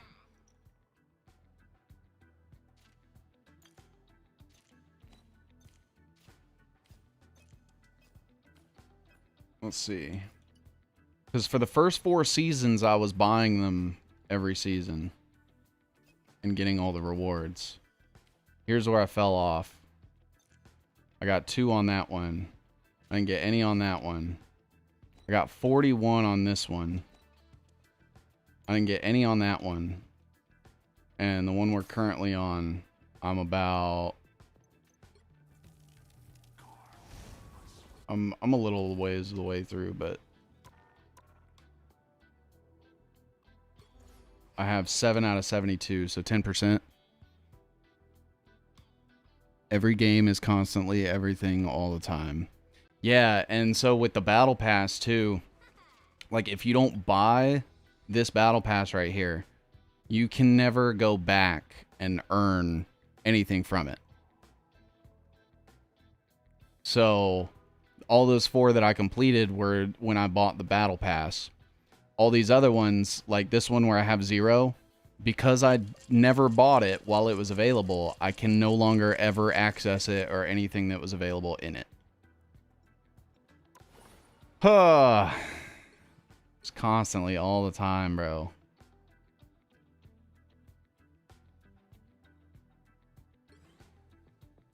Yeah, it's some bullshit. Yeah, especially when like each one of them are $10. They're $10 a piece, bro. Acting like I'm made of money. Come on, man. They got skins, they got fucking comic book covers, collectibles. Like, look at all these I have 5 notifications in my face over here on the left I have 5 notifications up top that there's stuff to get. Complete 2 matches using duelist heroes. 2 using Vanguard heroes. Okay. But I don't wanna.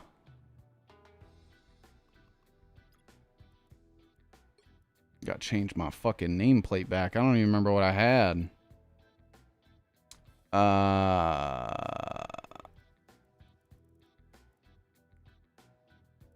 What was I using?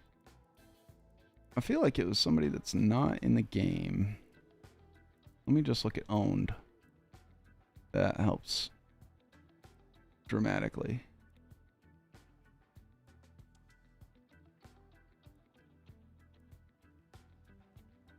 What was I using? Other. I think I was using Dooms.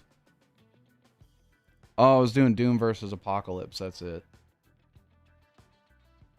Doom versus Apocalypse. Dude, I saw a fucking rumor that Dwayne "The Rock" Johnson is being considered for Apocalypse in the X-Men universe. And I'm like, no, bro. Get him away from every fucking movie. He is like radioactive now. You remember how big he was 10 years ago? He's that much of like a hindrance on any project he's attached to. If you see his name on something, like, it's hot garbage. The Moana live action that should have like printed money. Nope. I guarantee you 10% of that movie's production costs were paying him to show up. I'm also an idiot and I don't know what I'm talking about. So probably not. But I guarantee you he made way too much money and they're going to lose tons of money.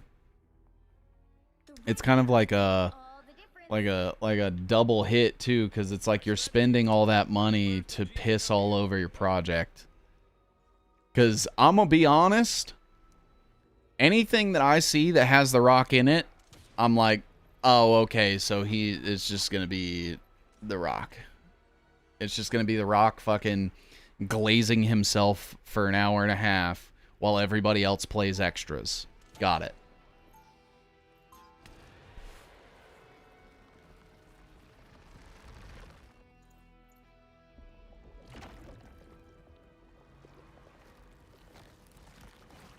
Lose. Yeah, exactly.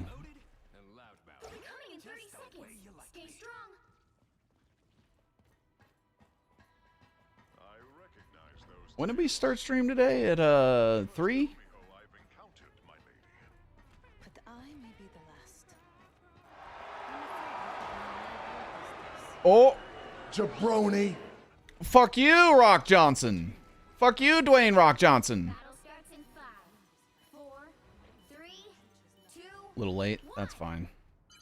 You have to stop them from securing the mission area.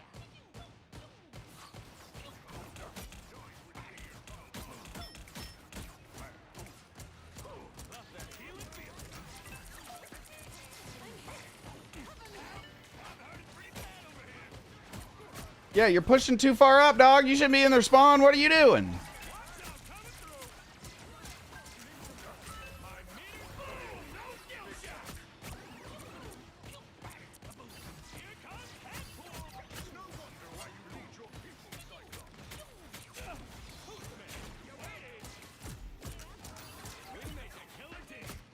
I'm pretty sure someone just cut left.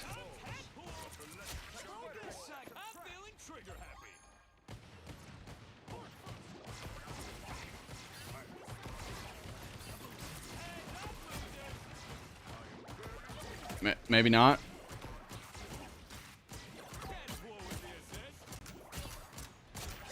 Let's go, bro.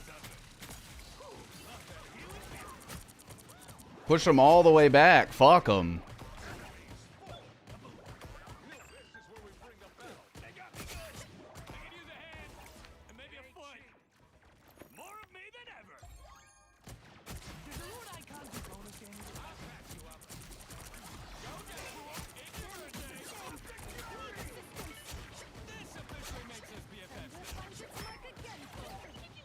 Bro, it's too easy. I think I'm just going to play this last one and then we'll probably call it.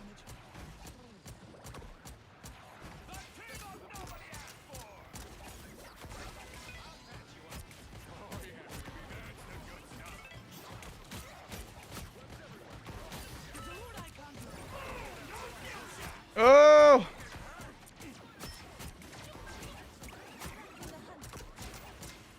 Keep them back. Oh, he only swallowed me? Thank you.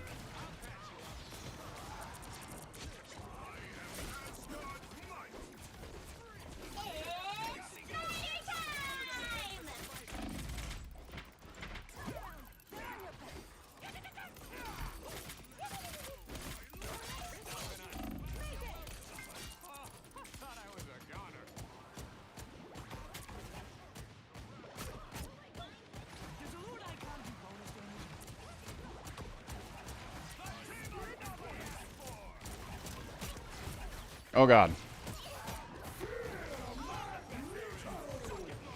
No! No, that's the push they need. I need to get back. They're gonna die. Okay, maybe Rocket's got him. No, maybe. Only 2 of them are hurt. 3 of them are hurt. 3, 4, 3, 2. Okay, yeah, it looks like they got pushed back, but Rocket's still keeping them alive. All right, I'm coming. I'm coming.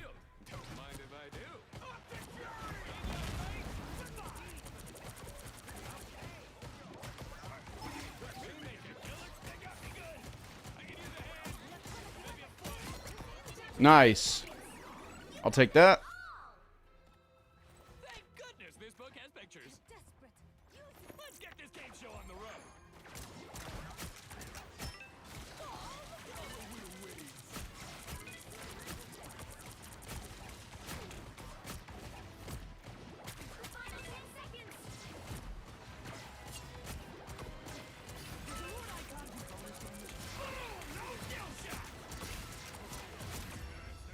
Get fucked. We literally just have to go capture the objective. We're about to fucking slomp these guys. I'm about to get trounced. Blamped. Glomped.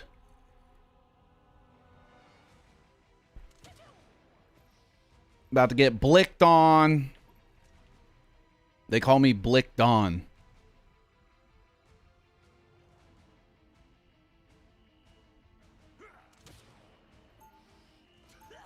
It's short for Blicked On a Van. One time I was shot on a van, so now they call me Blicked On a Van. Blicked Donovan. I got blicked on a van.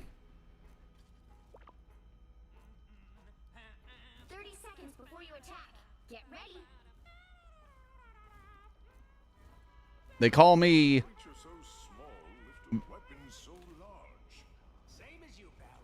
I'm a chud. I don't think people understand what that means. Are you calling yourself a cannibal?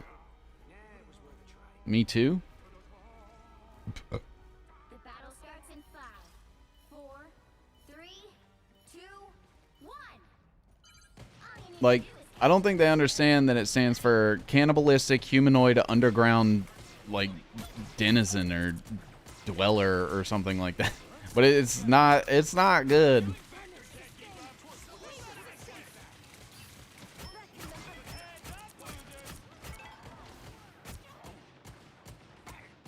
I don't know why my team is insistent on cutting over to the left, but I guess I'm gonna have to follow them.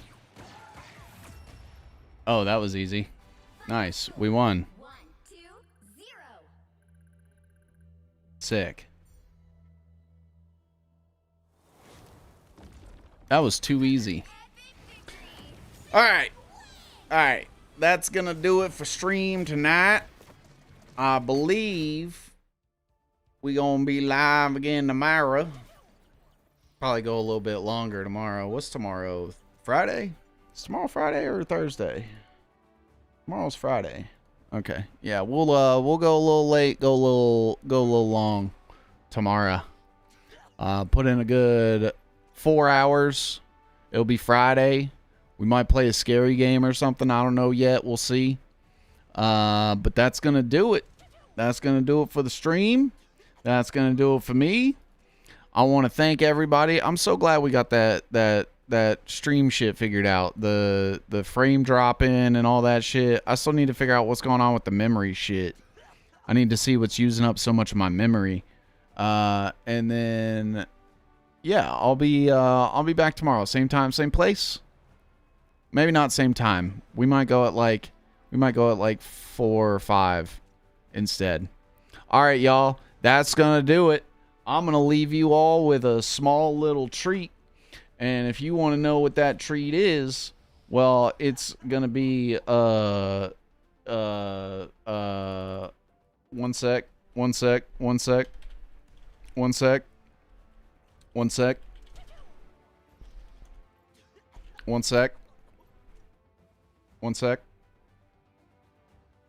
One sec. One sec. Hold on.